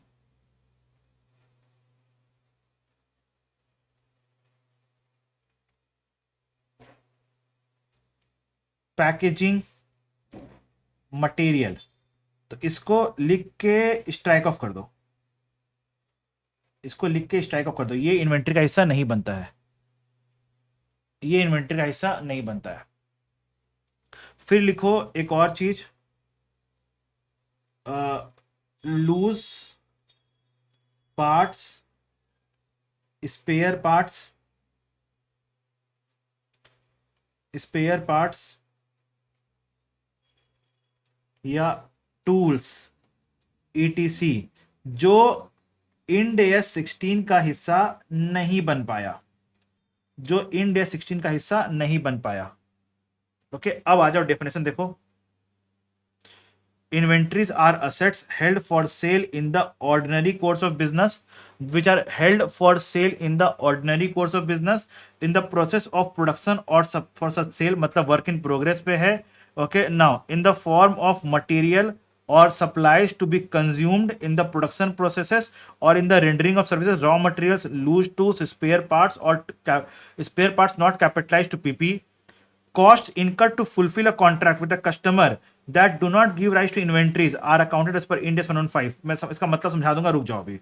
बेसिक अब इसमें एक और आता है, यहां पे लिखो, एक और आता है primary packaging material. What is the meaning of primary packaging material and secondary packaging material? What is the meaning of it? एक बात समझो, आप कोई भी सामान खरीदते हो ना, एक कोई भी सामान खरीदते हो तो एक लेयर होता है जो सामान को प्रोटेक्ट करने के लिए, जो सामान को प्रोटेक्ट करने के लिए दिया जाता है, उसको बोलते हैं प्राइमरी पैकेजिंग मटेरियल। ना उसके ऊपर से एक और लेयर होता है जो सामान को एडवर्टाइज करने के लिए दिया जाता है, उसको बोलते हैं हम लोग सेकेंडरी पैकेजिंग मटेरियल, उसको बोलते हैं हम लोग सेकेंडरी पैकेजिंग मटेरियल। ना एक बात बताता हूं, चलो, आप जब लैपटॉप परचेस करोगे ना, तो पता है क्या, जब क्या होगा लैपटॉप में, लैपटॉप को आप परचेस करोगे तो एक वुडन, नॉट वुडन, क्या बोलते हैं उसको, थिक पेपर होता है, उसमें पूरा रहता है, ठीक है। उसके ऊपर एक और लेयर होता है जिसमें पूरा ब्रांड का नेम, सब चीज, स्पेसिफिकेशंस, दिस दैट अल्ला फल्ला बहुत लगा रहता है, राइट। तो वो सब रहता है। तो अब जो मेन जो वो जो पेपर होता है ना, thick paper, that is called as primary packaging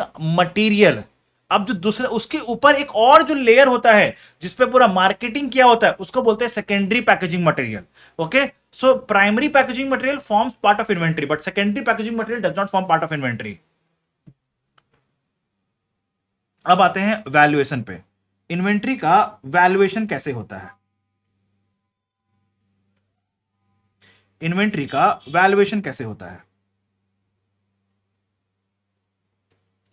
तो बोला इनिशियली, एक होता है इनिशियल वैल्यूएशन, एक होता है सब्सिक्वेंट वैल्यूएशन। चलो, इनिशियल वैल्यूएशन में क्या क्या आता है? इनिशियल वैल्यू में आता है cost of raw material, labour, overheads. Overheads जो आता है ये आता है eight normal capacity. Normal capacity से आप ओवरहेड रिकवरी रेट निकालते हो। ओके, तो यहां पे लिख दो क्या मैं? यहां पे लिख देता हूं मैं, ओवरहेड जो आएगा, फिक्स्ड ओवरहेड्स अगर है आपका, divided by normal capacity multiplied by actual production, actual units. लेकिन एक डिस्क्लेमर है यहां पे, एक डिस्क्लेमर है, overheads capitalised to the cost of inventory, it cannot exceed, it can't exceed actual cost of overhead। जितना ओवरहेड लगा उससे ज्यादा कैपिटलाइज इन्वेंट्री पे नहीं हो सकता। ओके, नाउ सब्सिक्वेंट वैल्यूएशन कैसे होगा?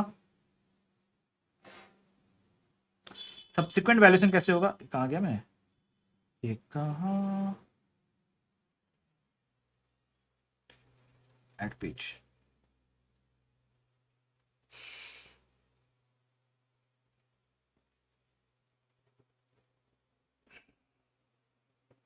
सब्सिक्वेंट वैल्यूएशन होगा एट लोअर ऑफ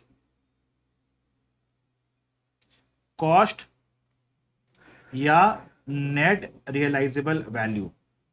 नाउ, तो कॉस्ट का मतलब क्या है? Cost can be computed, cost can be computed as per FIFO या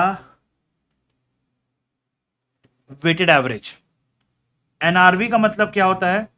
अगर आपका बात हो रहा है फिनिश्ड गुड्स या स्टॉक इन ट्रेड, तो NRV is equal to estimated selling price minus cost to sell. अगर आपका बात हो रहा है वर्क इन प्रोग्रेस का, then it is estimated selling price minus cost to sell minus cost to complete.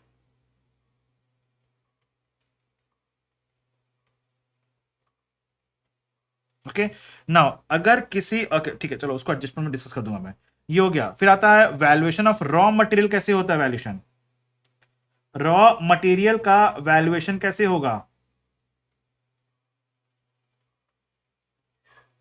So standard बोल रहा है आइडियली तो रॉ मटेरियल को हम लोग कॉस्ट पे ही रखते हैं, आइडियली तो ये कॉस्ट पे ही रहता है।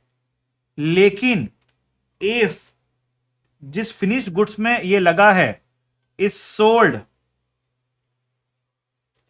एट और below cost of finished goods, is sold at or below cost of finished goods, then raw material is valued at its replacement cost। इसको हम लोग रिप्लेसमेंट कॉस्ट पे मेजर करते हैं। नाउ फिर एक लास्ट में एक और कॉन्सेप्ट आता है, एक कॉन्सेप्ट आता है अब यहां पे joint product and by product का। अब इसमें क्या बोलता है? अगर आपने ज्वाइंट प्रोडक्ट बनाया है, अगर आपने ज्वाइंट प्रोडक्ट मतलब प्रोडक्ट ए और प्रोडक्ट बी, एक प्रोसेस में दो प्रोडक्ट बनाया है आपने, ज्वाइंट प्रोडक्ट और प्रोडक्ट ए और प्रोडक्ट बी, तो क्या करोगे? टोटल कॉस्ट जितना भी लगा आपका, टोटल कॉस्ट जितना भी लगा उस दोनों को आप ए और बी में एलोकेट कर दोगे। कैसे? In the ratio of sales value of output generated. अगर आपका बाय प्रोडक्ट बना और बाय प्रोडक्ट आपका मटेरियल है, तो उसका ट्रीटमेंट क्या होगा? उसका ट्रीटमेंट सेम यही वाला होगा, उसका ट्रीटमेंट सेम यही वाला होगा। लेकिन अगर आपका बाय प्रोडक्ट इमटेरियल है,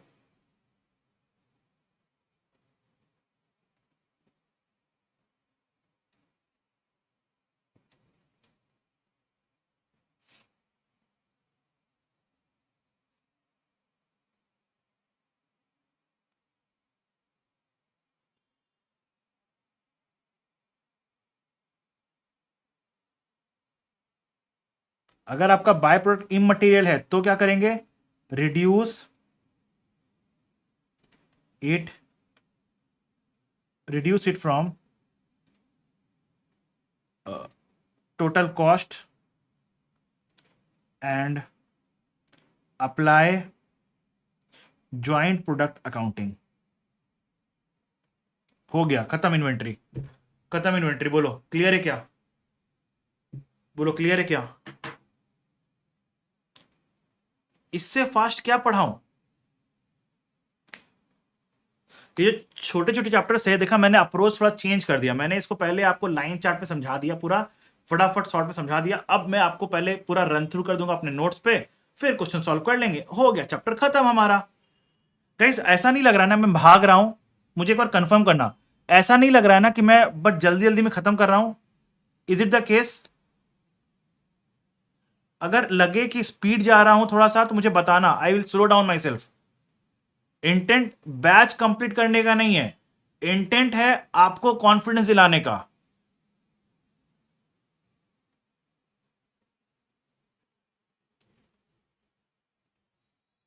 चलो बढ़िया, अब मैं रन थ्रू करता हूं आपके नोट्स पे। मैंने एक बार समझा दिया सब चीज, अब मैं आपके नोट्स पे रन थ्रू कर रहा हूं। So what is the meaning of inventory मैंने पढ़ाया। अब यहां पे क्या बोल रहा है, इस नोट का मतलब क्या बोल रहा है, आप समझो बात को।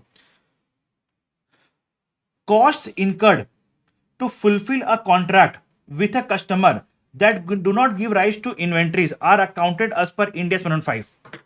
याद है क्या, मैंने रेवेन्यू में बताया था कि कॉन्ट्रैक्ट कॉस्ट दो तरह के होते हैं, एक कॉन्ट्रैक्ट एक्विजिशन कॉस्ट और एक contract fulfilment cost.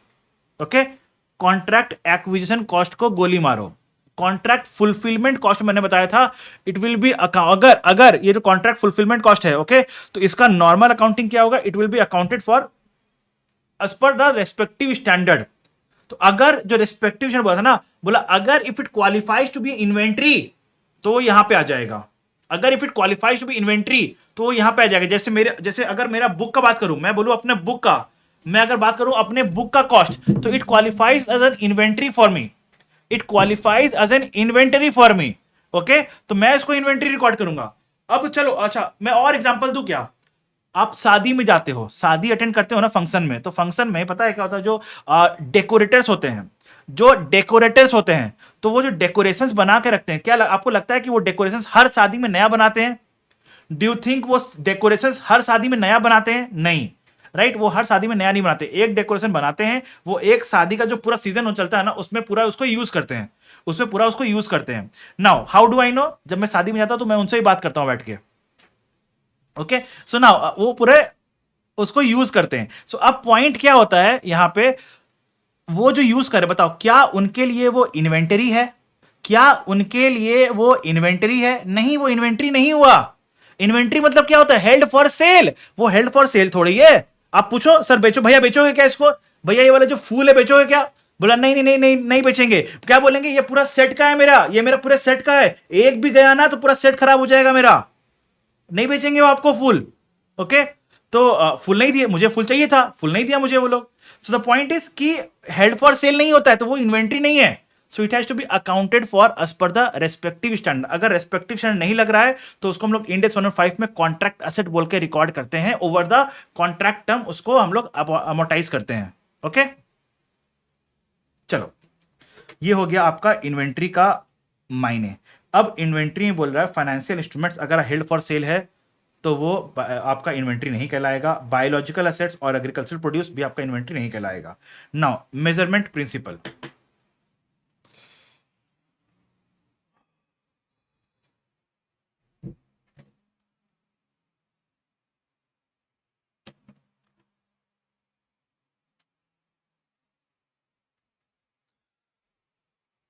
Measurement principle में क्या बोल रहा है, इनिशियल मेजरमेंट कॉस्ट पे होता है, हमें मालूम है।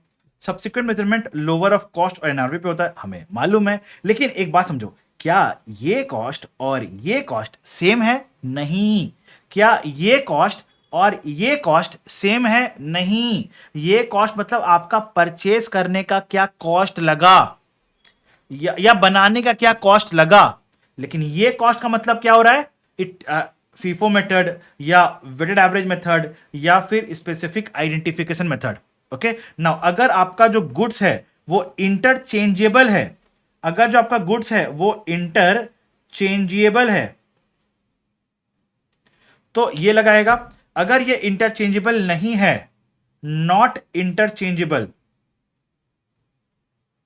तो लगेगा स्पेसिफिक आइडेंटिफिकेशन मेथड। जैसे मोबाइल फोन जो होते हैं क्या वो इंटरचेंजेबल है? नहीं, वो इंटरचेंजेबल नहीं है, तो इस पे लगेगा specific identification method. Let suppose आप किसी ग्रोसरी स्टोर में जाओ, वहां पे बहुत सारे पेन पड़े हुए होंगे। ओके पेन पड़े हुए होंगे, ये इंटरचेंजेबल है, they are interchangeables, they are interchangeables. Okay now तो ये हो गया आपका मेजरमेंट प्रिंसिपल। अब हमें पढ़ना है how to measure this cost, how to measure this cost, how to measure this NRV. बस यही पढ़ना है हमें। आ जाओ आगे बढ़ते हैं। कॉस्ट का मतलब क्या होता है? तीन चीज, cost of purchase, cost of conversion and other cost. Cost of purchase, cost of conversion and other cost. अब समझो बात को, आगे क्या बोल रहा है। कॉस्ट ऑफ परचेज में क्या आएगा? मैंने ये पढ़ा रखा है, इन डेज 16 में सब कुछ पढ़ाया हुआ है मेरा।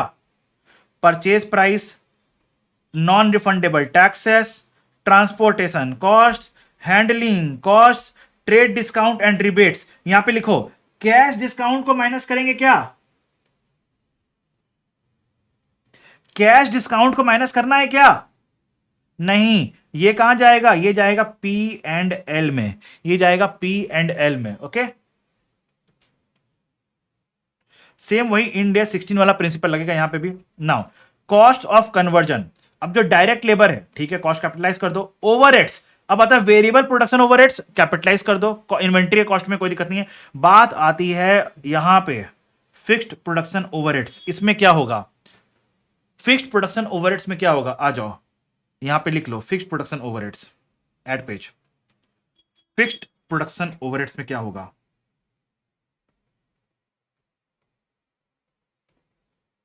हमें निकालना पड़ेगा overhead recovery rate, overhead recovery rate. तो ओवरहेड रिकवरी रेट कैसे निकालोगे? ये और ही नहीं लिखा मैंने, OHRR है। ओके नाउ तो ये कैसे निकलेगा? फिक्स्ड प्रोडक्शन ओवरहेड्स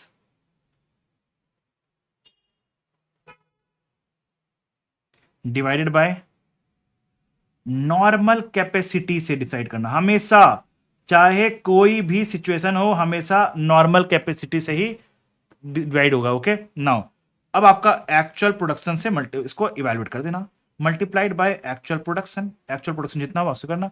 बट एक बात ध्यान में रखना, एक बात ध्यान में रखना, ये ओके जो कैपिटलाइज करोगे ये हो गया।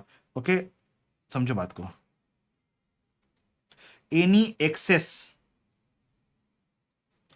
प्रोडक्शन ओवरहेड्स फिक्स्ड कहां जाएगा? P and L. एक पॉइंट, दूसरा point, production fixed production overheads, fixed production overheads capitalised to cost can't exceed actual amount. मैं क्या बोलना चाह रहा हूं, I will explain through the question. Can't exceed actual costs, actual overhead costs.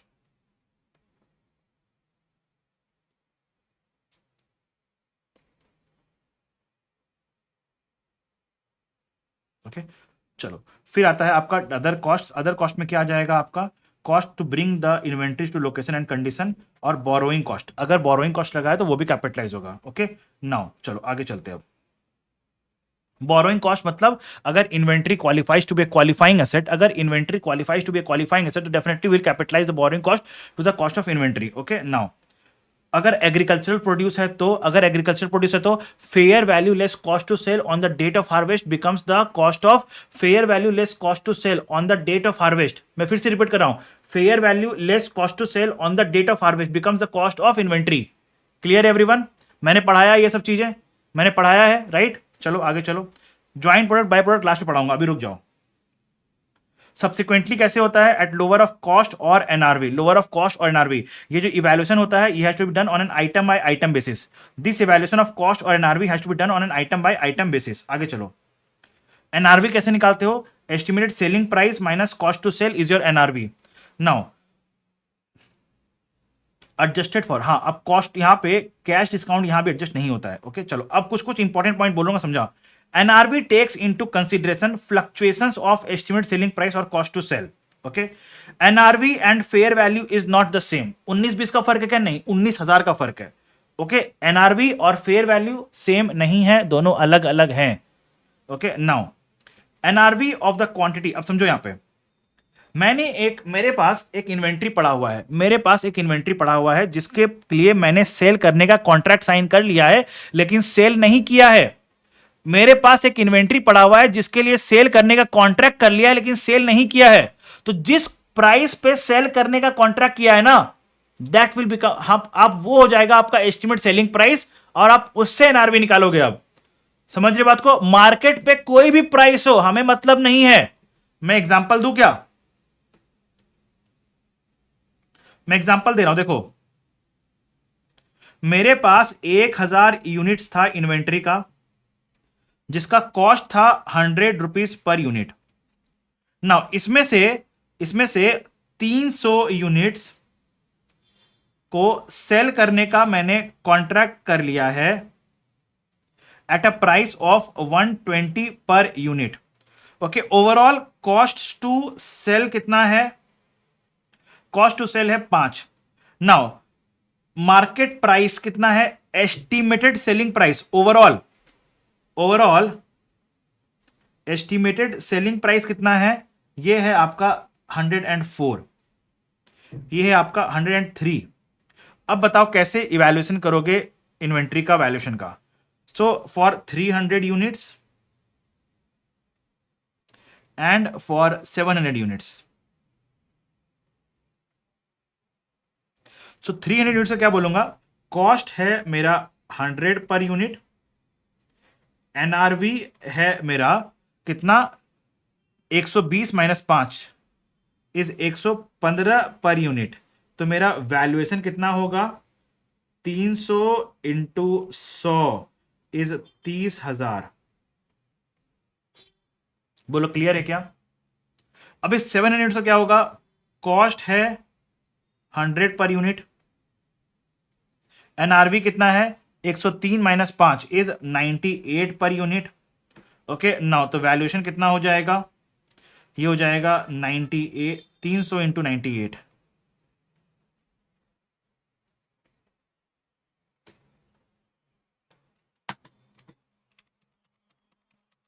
कितना हो जाएगा? 29,400। बोलो क्लियर है क्या? Clear everyone? कॉन्सेप्ट समझ में आया आपको? अब इस लाइन को एक बार फिर से पढ़ो। NRV of the quantity of inventory held to satisfy firm sales और service contract is based on the contract price. बोलो clear? If there is a firm commitment to sell quantities in excess of inventory quantities, okay, that the entity holds or is able to obtain a firm purchase contract, this may give rise to an onerous contract liability। ये वाला point को छोड़ दो अभी, इसकी जरूरत नहीं है अभी आपको, छोड़ दो इस पॉइंट को। ये वाला पॉइंट समझ में आया? पहले मुझे ये बताओ, क्या ये वाला पॉइंट क्लियर है आपको? ठीक है, चलो आगे चल रहे हैं हम लोग। वर्क इन प्रोग्रेस का जो होता है एनआरवी कैसे निकलता है? Estimated selling price minus cost to sell minus cost to complete. Raw material का एनआरवी कैसे निकलता है? रॉ मटेरियल जनरली तो कॉस्ट पे रहता है, अगर आपका जो फिनिश गुड्स है इट इज सोल्ड एट और बिलो कॉस्ट, तो इसको हम लोग मेजर करते हैं। आप लोअर भी लिख सकते हैं लेकिन यहां पे लिखो रिप्लेसमेंट कॉस्ट पे हम लोग मेजर करेंगे। ओके, नाउ अगर एनआरवी कम है कॉस्ट से तो हम लोग इन्वेंट्री को रिड्यूस करते हैं टू एनआरवी, और इसका क्या करते हैं? एक एक्सपेंस रिकॉर्ड करते हैं और एक प्रोविजन रिकॉर्ड करते हैं। एक्सपेंस कहां रिकॉर्ड करते हैं? हम लोग कॉस्ट ऑफ सेल्स में ऐड करते हैं और एक प्रोविजन रिकॉर्ड करते हैं। कॉस्ट ऑफ सेल्स में एक्सपेंस रिकॉर्ड करते हैं और इसका एक प्रोविजन रिकॉर्ड करते हैं। Provision for decline in the value of inventory, provision for decline in the value of inventory या इन्वेंट्री ऑब्सोलेंस, जो बोलना बोल लो, उसको एक ही बात है। ओके, जब आपका इन्वेंट्री डी रिकॉग्नाइज होता है, कब होता है? जब आप इन्वेंट्री को बेचते हो तो इन्वेंट्री डी रिकॉग्नाइज होगा, या फिर आप इन्वेंट्री को कंस्ट्रक्शन में यूज कर ले तो आपका इन्वेंट्री डी रिकॉग्नाइज होगा। तो अगर आप इन्वेंट्री को सेल करते हो तो इन्वेंट्री कहां डी रिकॉग्नाइज होगा? कहां जाएगा? पी एंड एल में। जब आप इन्वेंट्री को कंस्ट्रक्शन में यूज करते हो तो क्या होगा? इन्वेंट्री डी रिकॉग्नाइज हो, क्या होगा? उस कंस्ट्रक्शन जिससे जो एसेट बना उसमें कैपिटलाइज हो जाएगा, ओके, बोलो क्लियर है क्या? सो ये हो गया आपका इन्वेंट्री का पूरा स्टैंडर्ड खत्म। अब मेरे पास है questions questions questions questions questions questions. चलो आ जाओ। तो आ गया। पहले मैं लूंगा एक ओवरहेड का क्वेश्चन, सिंपल सिंपल क्वेश्चन से स्टार्ट करते हैं। मेरे पास ज्यादा कितने कैसे क्वेश्चन है? एक है, दो है, तीन है, चार है, पांच है, छह है। छह क्वेश्चन है मेरे पास। इसमें ये क्वेश्चन तो मैं डिस्कस कर ही रखा हूं, ये तो डिस्कस कर ही दिया मैंने, इंडेक्स 10 के साथ डिस्कस कर दिया ये वाला। तो पांच क्वेश्चन है मेरे पास। आ जाओ। पहले ओवरहेड का क्वेश्चन बताओ। X Y Z limited has a plant with a normal capacity to produce 10 lakh units of a product per annum and the expected fixed overhead is 30 lakh. तो आपका फिक्स्ड ओवरहेड कितना लगा है? 30 लाख। नॉर्मल कैपेसिटी के हिसाब से recovery rate कितना है? 3 पर यूनिट। ओके नाउ अब बोल रहा है अगर आपका एक्चुअल प्रोडक्शन 7.5 लाख यूनिट्स है तो आप कितना फिक्स्ड ओवरहेड्स इन्वेंट्री में लेके जाओगे? तो 7.5 लाख इंटू 3 करो, कितना हो रहा है? 7.5 इंटू 3 कितना हो रहा है? 22.5 लाख आप इन्वेंट्री में लेके जाओगे। बच कितना गया? 7.5 लाख। इसको क्या करोगे? पी एंड एल में डाल दो, एक्सपेंस ऑफ कर दो इसको, ये एक्सपेंस ऑफ डाल दो इसको, अदर एक्सपेंसेस ना। अगर आपका प्रोडक्शन कितना है? 15 लाख यूनिट्स है,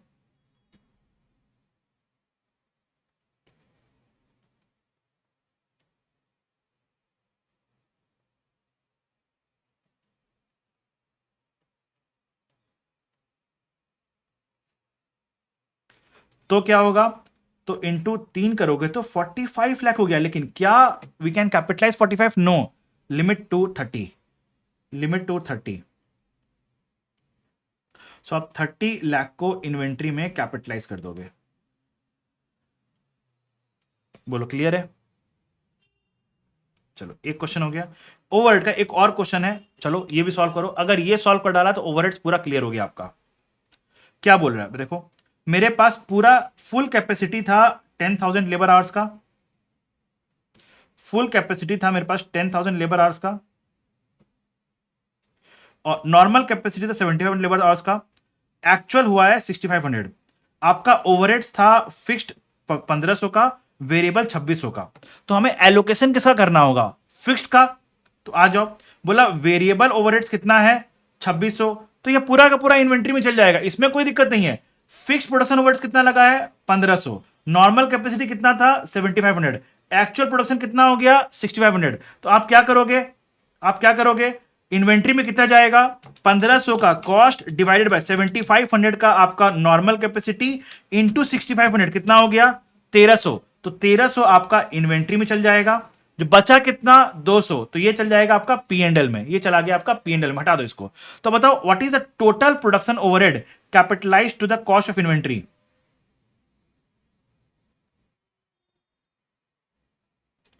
What is the total production overheads capitalized to the cost of inventory? बताओ।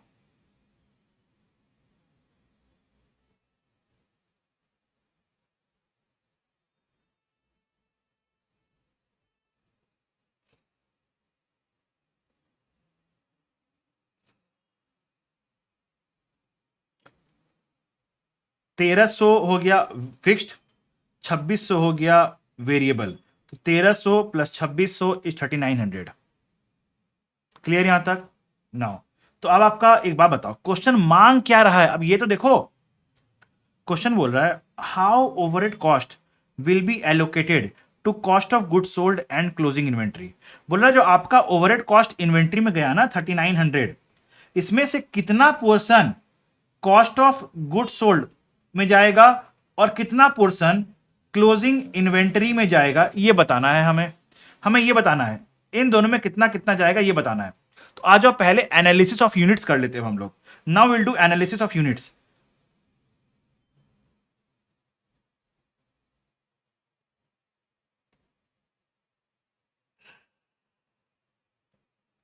क्या बोल रहा है?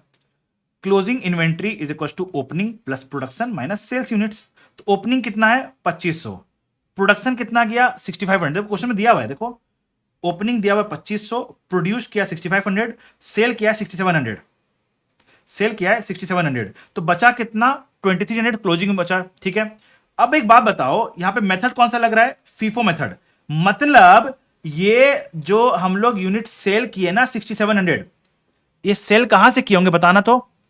फीफो है, फर्स्ट इन फर्स्ट आउट, तो पहला कौन आया, ओपनिंग, तो 6700 सबसे पहले 2500 सेल करेंगे, फिर बचा कितना 4200, वो जितना हम यूनिट्स प्रोड्यूस किए उससे सेल करेंगे, बोलो हाँ या ना। ओके, तो इसको मैं ऐसे बोल सकता हूं क्या, 6500 जो यूनिट्स हमने प्रोड्यूस किया, जिसके लिए हमने 3900 का ओवरहेड का कॉस्ट इनकर किया, ओके, तो उसमें से मेरा सीओजीएस में कितना गया है 4200, क्योंकि हमने ये सेल किया, और क्लोजिंग यूनिट में कितना गया 2300। बोलो क्या ये एलोकेशन समझ में आया, क्या ये एलोकेशन समझ में आया। अगर नहीं समझ में आ रहा तो मुझे बताओ, मैं सॉल्व कर दूंगा क्वेश्चन को पूरा, कोई दिक्कत नहीं है मुझे। समझ में नहीं आ रहा है तो बताओ, मैं सॉल्व कर दूंगा क्वेश्चन को।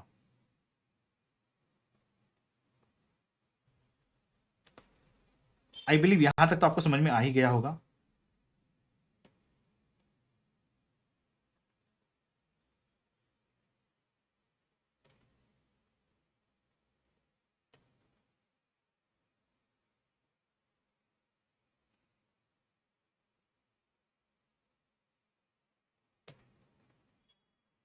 मुझे लगा क्लियर नहीं हो रहा है, इसीलिए मैं बोला। ओके, यहां तक तो क्लियर है ना, पहले बताओ मुझे, पहले कंफर्मेशन करो यहां तक क्लियर है, सेकेंड पॉइंट क्लियर है।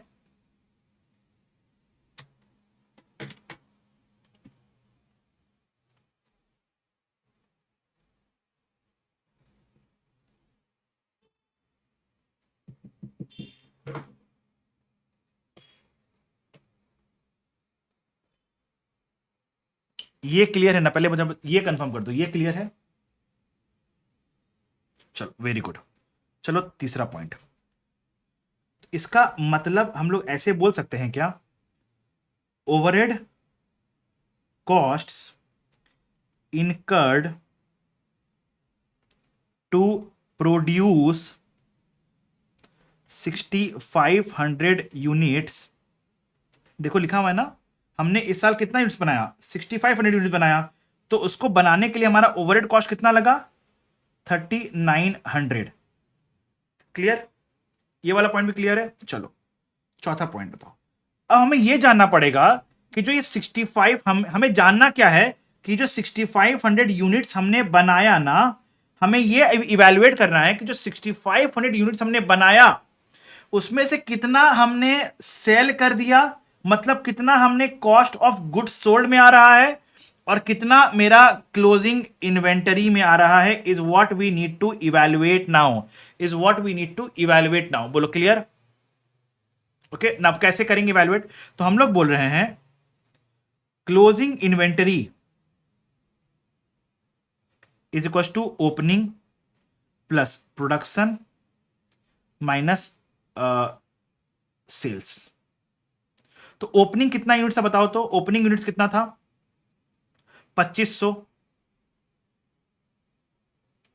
बनाया कितना आपने 6500, बेचा कितना 6700, तो क्लोजिंग कितना बचा 2500 प्लस 6500 माइनस 6700 इज 2300 बचा। ठीक है, अब बताओ, तो 6700 यूनिट्स हमने सेल किया, हमने सेल किया, बताओ कहां से सेल किया, ओपनिंग से कितना सेल किया, और इस साल जो प्रोड्यूस किया उससे कितना सेल किया, बताओ तो, आप लोग बताओ। फीफो मेथड लगाया है, फीफो मेथड लगा है, हमने 6700 यूनिट सेल किया है, तो ओपनिंग से कितना सेल किया और प्रोड्यूस से कितना सेल किया। फीफो मतलब पहला ओपनिंग फिर प्रोडक्शन, तो ओपनिंग कितना है 2500 यूनिट्स, तो ओपनिंग से लिया होगा 2500 यूनिट्स, बचा कितना 6700 माइनस 2500, बच कितना गया 4200 यूनिट्स, इससे लिया होगा। बोलो क्लियर है क्या, ये पॉइंट क्लियर है यहां तक, पहले मुझे बताओ यहां तक क्लियर है तो मैं आगे बढ़ूंगा, अगर यहां तक क्लियर है तो मैं आगे बढ़ूंगा।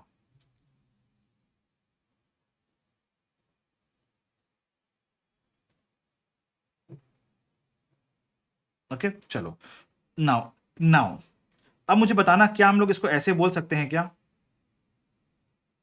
मुझे बताना क्या हम लोग इसको ऐसे बोल सकते हैं क्या कि हमने जो 6500 यूनिट्स इस बार प्रोड्यूस किया उसमें से हमने 4200 यूनिट्स सेल कर दिया और 2300 यूनिट्स मेरा क्लोजिंग में पड़ा हुआ है। Can I say this? Tell me now.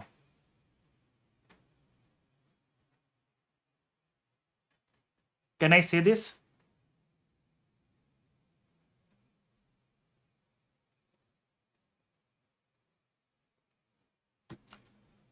Right, तो अब बताओ इसको बनाने का खर्चा कितना लगा था? कहां गया? 6500 को बनाने का खर्चा कितना लगा था? 3900। तो अब क्या क्या करना है? 3900 को आपको बस एलोकेट कर देना है COGS और क्लोजिंग पे। तो कैसे करोगे? 3900 multiplied by 4200 by 6500। Now 3900 multiplied by 2300 by 6500, तो अमाउंट कितना आ गया बताओ तो फटाफट मेरे को, अमाउंट कितना आ गया? 3900 into 4200 divide by 6500 is equal to 2520। और यहां पे कितना आ गया? 3900 इंटू 2300 बाय 6500 इज 1380। बोलो क्लियर? अब इसको हटा दो, ये वाला पेज को हटा दो, नॉट रिक्वायर्ड। मुझे बताओ क्लियर है क्या? नन्हे मुन्ने बता दो मुझे, क्लियर है क्या ये क्वेश्चन? अब क्लियर नहीं है तो बोलो, मैं फिर से समझाऊंगा। यही मांग रहा है ना क्वेश्चन में कि जितना प्रोडक्शन ओवरहेड्स लगा उसमें से कितना कॉस्ट ऑफ गुड्स सोल्ड में जाएगा, कितना क्लोजिंग में जाएगा। क्वेश्चन का रिक्वायरमेंट को पढ़ो फिर से। How overhead cost are allocated to the cost of goods sold and closing inventory, मैंने बता दिया। बोलो क्लियर है क्या?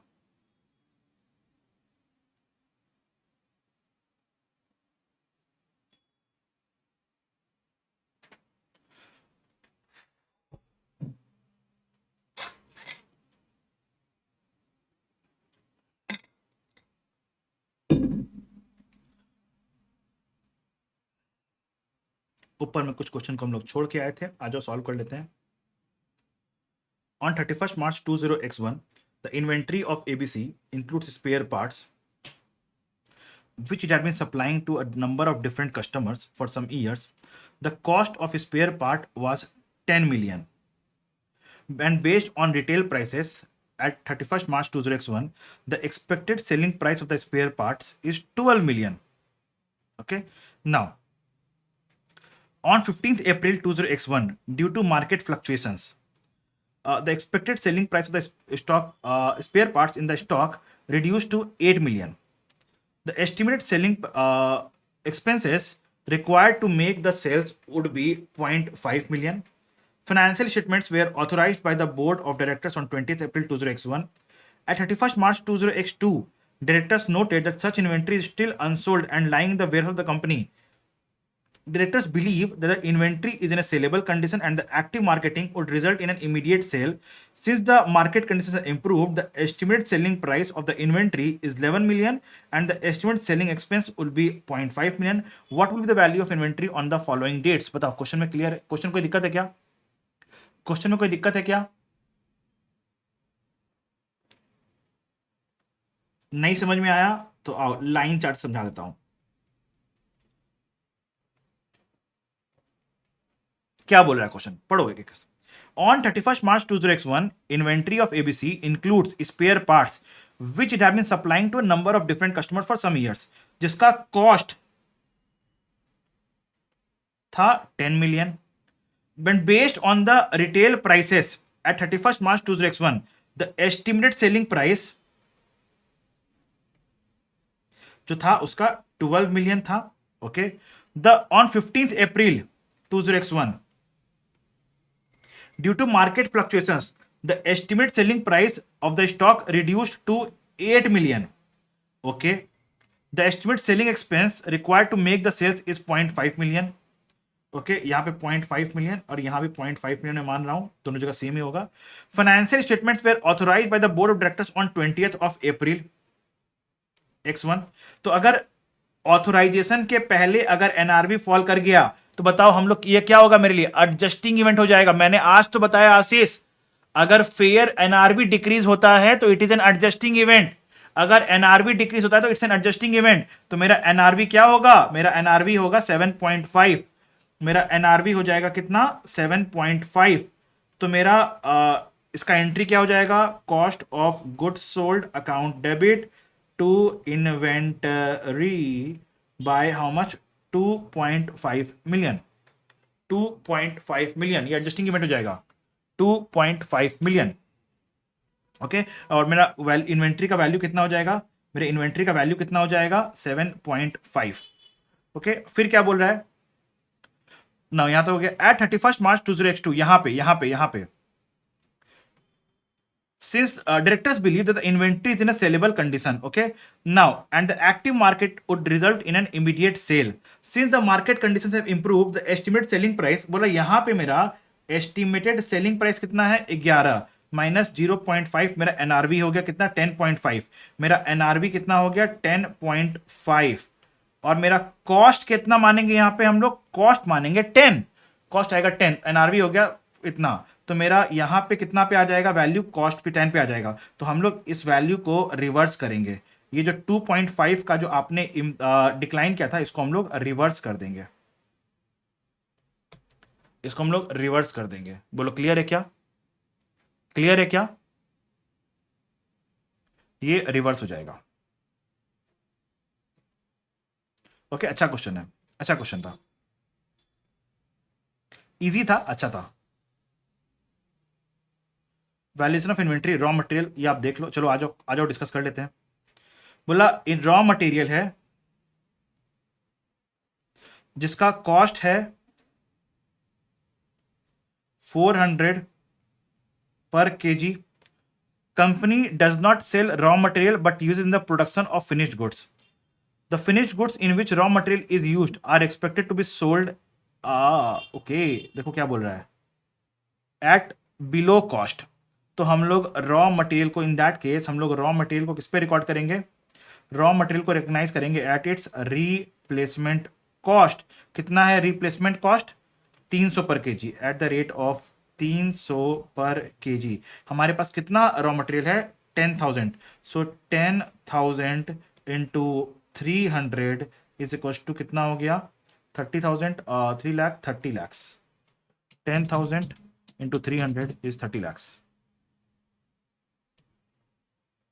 ये क्वेश्चन सॉल्व हो गया, ये हो गया, ये हो गया, ये हो गया, ये हो गया। अब आ जाओ ज्वाइंट प्रोडक्ट और बाय प्रोडक्ट। डन, इन्वेंट्री भी खत्म हुआ रहा।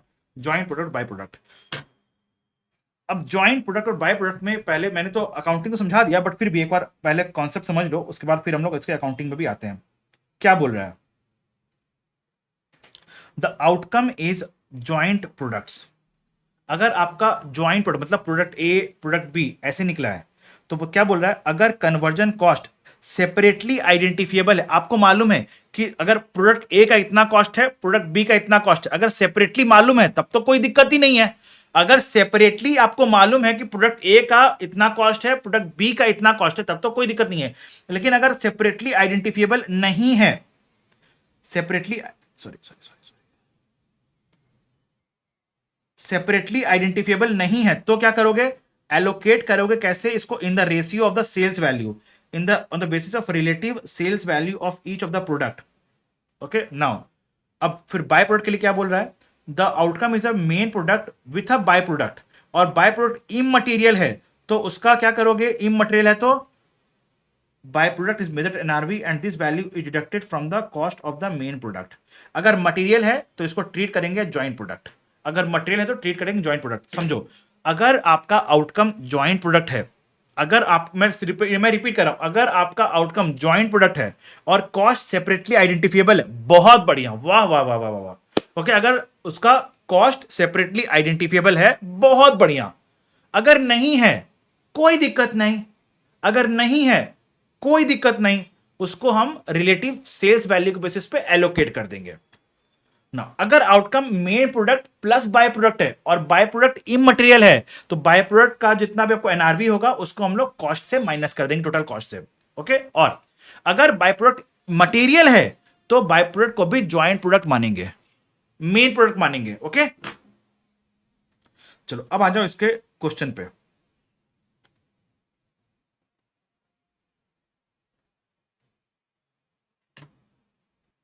अब इस क्वेश्चन में क्या बोल रहा है? In a manufacturing process of Mars limited one of the by product BP emerges besides two main product, मतलब by product with main product. तो हमें क्या देखना पड़ेगा कि by product main by product material है या नहीं, because it's a question of by product with main product.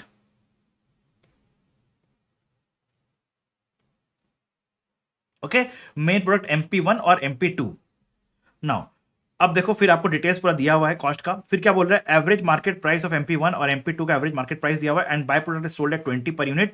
There is a profit of इतना on sale of products, cost इतना लगा है, मार्केटिंग इतना, रियलाइज्ड सेल ऑफ स्क्रैप्स इतना हुआ है, और क्लोजिंग ऑफ आपको निकालना क्या है? Value of closing stock of MP1 and MP2। देखो एक बात समझो, क्वेश्चन कहीं लिख रहा है क्या कि बाय प्रोडक्ट मटेरियल है या इमटेरियल है? बताओ, क्वेश्चन कहीं लिखा है क्या? नहीं। तो पहला अजम्पशन क्या रहता है कि ये इमटेरियल है। दूसरा हिंट क्वेश्चन दिया है, क्वेश्चन दूसरा हिंट दिया, अगर बाय प्रोडक्ट मेन प्रोडक्ट होता तो क्वेश्चन का रिक्वायरमेंट नहीं होता calculate the closing stock of MP1 MP2 and BP। बोलो हाँ या ना? क्वेश्चन का रिक्वायरमेंट भी तो होता ना यहां पे, MP1 MP2 एंड BP भी बोलता, राइट? तो क्वेश्चन तो सिर्फ MP1 MP2 बोल रहा है। इसका मतलब क्या होगा? हम लोग ये अज्यूम करेंगे कि जो आपका बाय प्रोडक्ट है वो आपका इमटेरियल है। तो हम लोग क्या करेंगे? पहले बोलो टोटल कॉस्ट कितना लगा? टोटल कॉस्ट लगा आपका इतना, 1 लाख ऐड करो, कितना हो रहा है? 1,50,000 प्लस 90,000 प्लस 65,000 प्लस 50,000, that comes to 3,55,000। Total cost आपका लगा इतना। नाउ बाय प्रोडक्ट का एनआरवी कितना हो रहा है बताओ तो? बाय प्रोडक्ट बना कितना था? 2,000 यूनिट। बाय प्रोडक्ट को बेचेंगे कितना पे बताओ तो? बाय प्रोडक्ट को बेचेंगे कितना में हम लोग? कहां गया 20 पे। तो देखो बाय प्रोडक्ट को बेचो, 2,000 को 20 में बेचे, इतना आया। और बेचने में एक्सपेंस कितना लगा बताओ तो? 8,000 और 2,000 प्रोसेसिंग फीस और पैकेजिंग चार्जेस 10,000 का, 40,000 माइनस 10,000, इस 30,000 का आपका एनआरवी हो गया। Sale price, estimate sale price minus cost, estimate sale price minus cost to sell. तो ये हो गया आपका बाय प्रोडक्ट का एनआरवी, ये हो गया बाय प्रोडक्ट का NRV of by product. Minus किया आपने, स्क्रैप में कुछ आया था, बोला स्क्रैप भी कुछ था, 5,000 का स्क्रैप था, तो वही माइनस करो, 5,000 का स्क्रैप माइनस करो, तो नेट कॉस्ट कितना आ गया? 355 माइनस 30 माइनस 5, इस 320 का नेट कॉस्ट आया। बोलो हाँ या ना? अब इस नेट कॉस्ट को हम लोग को एलोकेट करना पड़ेगा मेन प्रोडक्ट 1 और मेन प्रोडक्ट 2 पे in the ratio of their relative sales value. तो उसके लिए हमें निकालना पड़ेगा sales value of MP1 and MP2। तो MP1 कितना बना है? 250। MP2 कितना बना है? सॉरी, MP1 कितना बना है आपके पास? 5,000 यूनिट्स। MP2 कितना बना? 4,000 यूनिट्स। देखो MP1 आपने बनाया, टोटल यूनिट जो आपने बनाया वो था 5,000, MP2 बनाया है 4,000। एक गलती बच्चों यहां पे होगा, यहां पे जैसे सेल्स वैल्यू लिखा है ना, आप क्या बोलोगे? आप बोलोगे सेल प्राइस का रेशियो। ना ना ना, सेल प्राइस का रेशियो नहीं बोल रहा है। लिखो यहां पे, कहां गया वो? ये बोल रहा है relative sales value, not sales price. Sales value का मतलब क्या होता है? सेल्स वैल्यू का मतलब क्या होता है? It means units produced multiplied by sales price का ratio, multiplied by sales price का वैल्यू। ओके, तो आपने 5,000 और 4,000, 60 और 50, 5,000 और 4,000 और 60 और 50, तो सेल्स वैल्यू कितना आया 3 लाख 2 लाख, तो रेशियो कितना हो गया 3:2 का रेशियो हो गया, 3:2 का रेशियो हो गया। नाउ एलोकेशन ऑफ कॉस्ट कैसे होगा अब आपका, देखो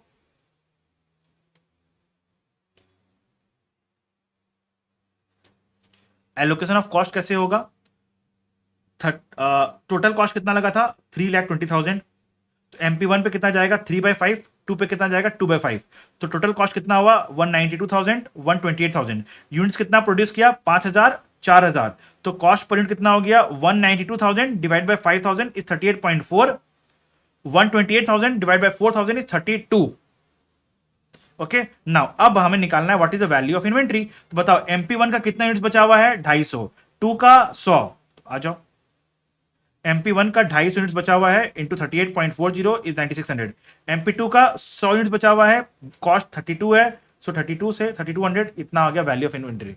बताओ क्लियर है क्या, क्लियर है क्या। अब एक क्वेरी आया हुआ है अरुणा का, सर स्क्रैप वैल्यू क्यों माइनस किया, तो हम लोग करते हैं ना ये चीज, तो हम लोग पीपी में ही पढ़े ना, अगर कोई स्क्रैप का कोई पैसा आया है, if any cost is incurred और any income is earned from any incidental operations that goes to P&L। लेकिन यहां पे क्या बोल रहा है, अगर आपका कुछ स्क्रैप आया है उसको बेचोगे, अगर आपका कुछ स्क्रैप बन के आया है, अपने आप बन के आ गया, आप बनाना चाह नहीं रहे थे, अपने आप बन के आ गया स्क्रैप, तो उसको आप मार्केट में बेचोगे और उसको कॉस्ट पे रिड्यूस कर दोगे, उसको आप कॉस्ट में रिड्यूस कर दोगे। बोलो क्लियर है क्या। आप स्क्रैप बनाना नहीं चाह रहे थे, स्क्रैप बन के आ गया, स्क्रैप बन के आ गया, अपने आप आ गया, तो बोला उसको आप मार्केट में बेचोगे, जितना पैसा आया वो कॉस्ट कम कम कर देगा, आपका टोटल कॉस्ट को कम कर देगा आपका। क्लियर अरुणा।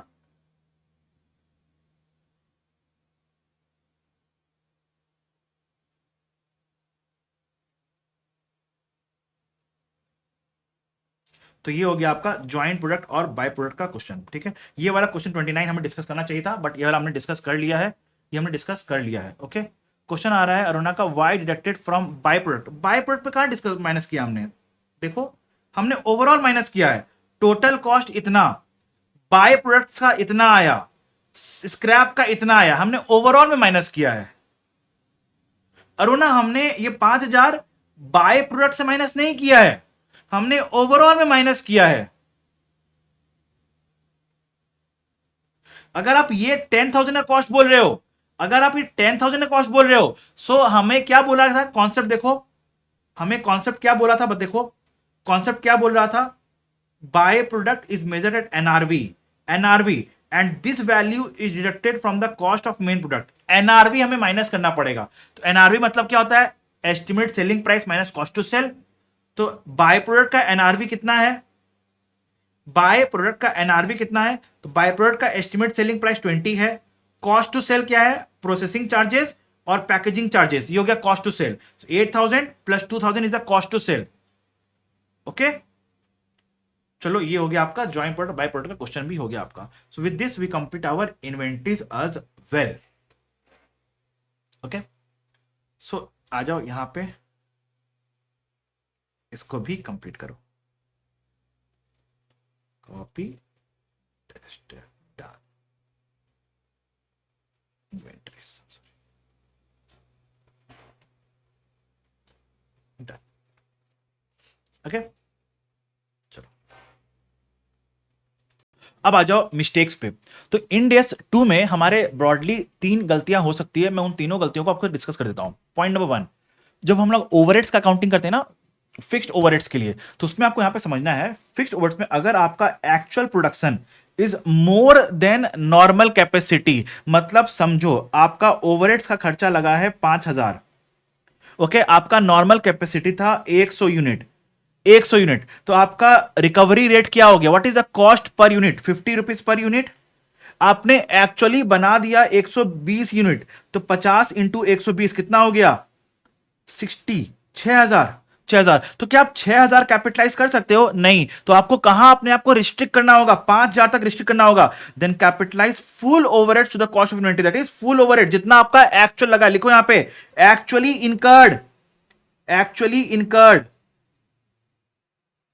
जितना आपका एक्चुअली इनकर हुआ है उतना ही, उससे ज्यादा थोड़ी आप कैपिटलाइज कर सकते हो, उससे ज्यादा कैपिटलाइज नहीं कर सकते हो। तो आपको याद होगा ना, मैंने ओवरहेड्स का अभी जस्ट बताया था ना आपको, ओवरहेड्स का 3 कैटेगरी होता है। एक्चुअल प्रोडक्शन अगर लेस है तो यहां पे जितना अमाउंट आएगा उतना ही होगा। Actual production is equal to normal capacity है तो भी 5000। Actual production is greater than normal capacity है तो भी 5000। ओके, तो जो कैपिटलाइज होगा to the cost of inventory that is maximum 5000, not more than that. अगर लेट सपोज हमने बनाया, लेट सपोज अगर हमने बनाया यहां पे 80 यूनिट्स, तो क्या करते, 5000 इंटू 80 कितना हो गया, 4000। तो 4 हम लोग 4000 हम लोग कैपिटलाइज करते थे इन्वेंट्री में, जो रिमेनिंग 1000 बच गया उसको हम लोग P&L में ट्रांसफर कर देते। नाउ अब आ रहा है, अगर आपका एनआरवी, अगर आपका इन्वेंट्री जो है वर्क इन प्रोग्रेस स्टेज पे है, so what is the formula for NRV. दो ऐसे तो कोई मटेरियल बात नहीं है, लेकिन यहां पे आप एग्जाम में बच्चे भूल जाते हैं ये वाला पॉइंट, कॉस्ट टू कंप्लीट, क्योंकि उन्हें एनआरवी क्या जाता है, selling price minus cost to sell, वो कॉस्ट टू कंप्लीट भूल जाते हैं। So don't forget cost to complete. Why cost to complete, because work in progress है ना। तो देखो, जो अगर आपका सामान आधा बना हुआ है तो उस सामान का कोई सेलिंग प्राइस होता है क्या, नहीं, सेलिंग प्राइस पूरा सामान का होता है। तो जो एस्टिमेट सेलिंग प्राइस है ना, ये पूरा बना हुआ सामान का है, फिनिश्ड गुड्स का है, लेकिन ये सामान हमारा फिनिश गुड्स है क्या, नहीं, तो इसलिए हम माइनस करते हैं cost to complete. Why, because we arrive at the estimated selling price of the work in progress, then minus cost to sell, तो इस कॉस्ट टू कंप्लीट को मत भूलना। ज्वाइंट प्रोडक्ट बाय प्रोडक्ट, मैंने बताया अगर आपका बाय प्रोडक्ट इमटेरियल है, अगर आपका बाय प्रोडक्ट इमटेरियल है तो जितना भी एनआरवी होगा बाय प्रोडक्ट का, उसको टोटल कॉस्ट में से रिड्यूस कर देना और उस टोटल कॉस्ट को फिर दोनों मेन प्रोडक्ट में एलोकेट कर देना और अकॉर्डिंगली अपना वैल्यूएशन निकाल लेना। लेकिन अगर अगर बाय प्रोडक्ट आपका मटेरियल है तो treat it as a main product itself. अगर ये मटेरियल है तो इसको मेन प्रोडक्ट की तरह ही ट्रीट करना होगा। मतलब मेन प्रोडक्ट की तरह ट्रीट करने का मतलब allocate the total cost in the ratio of sales value। हाँ, एक और गलती हो सकता है, जो आप लोग मेन प्रोडक्ट में जो कॉस्ट को एलोकेट करते हो, don't allocate in the ratio of sale price, allocate in the ratio of sales value. Sir क्या डिफरेंस है, sale prices per unit, sale prices per unit, sales value is for the total units produced multiply by the sale price per unit. Okay, so allocate in the ratio of sales value, not selling price। I believe आपको ये वाला point भी clear हो गया होगा। So with this we complete revision of Ind AS 41 and Ind AS 2। I believe आपको पूरा समझ में आया होगा, पूरा आपका Ind AS 41 और 2 पे ग्रिप आ गया होगा। करना क्या है, सारे क्वेश्चन को एक बार फटाफट सॉल्व कर डालो। नोट्स मेरे टेलीग्राम ग्रुप पे मिल जाएंगे, वहां से नोट्स ले लेना, क्वेश्चन को सॉल्व कर लेना, चाहे मैंने क्लास में कराया है या मैंने होमवर्क में दिया है, सारे क्वेश्चन को सॉल्व करना। और एक बात भूलना मत, जैसा भी सेशन लगा हो कमेंट में फीडबैक जरूर डालना, और अगर कुछ और एफआर में हेल्प चाहिए तो वो भी कमेंट बॉक्स में बताओ मेरे को। Okay, if possible definitely I will try to help you out. Thank you guys, bye bye.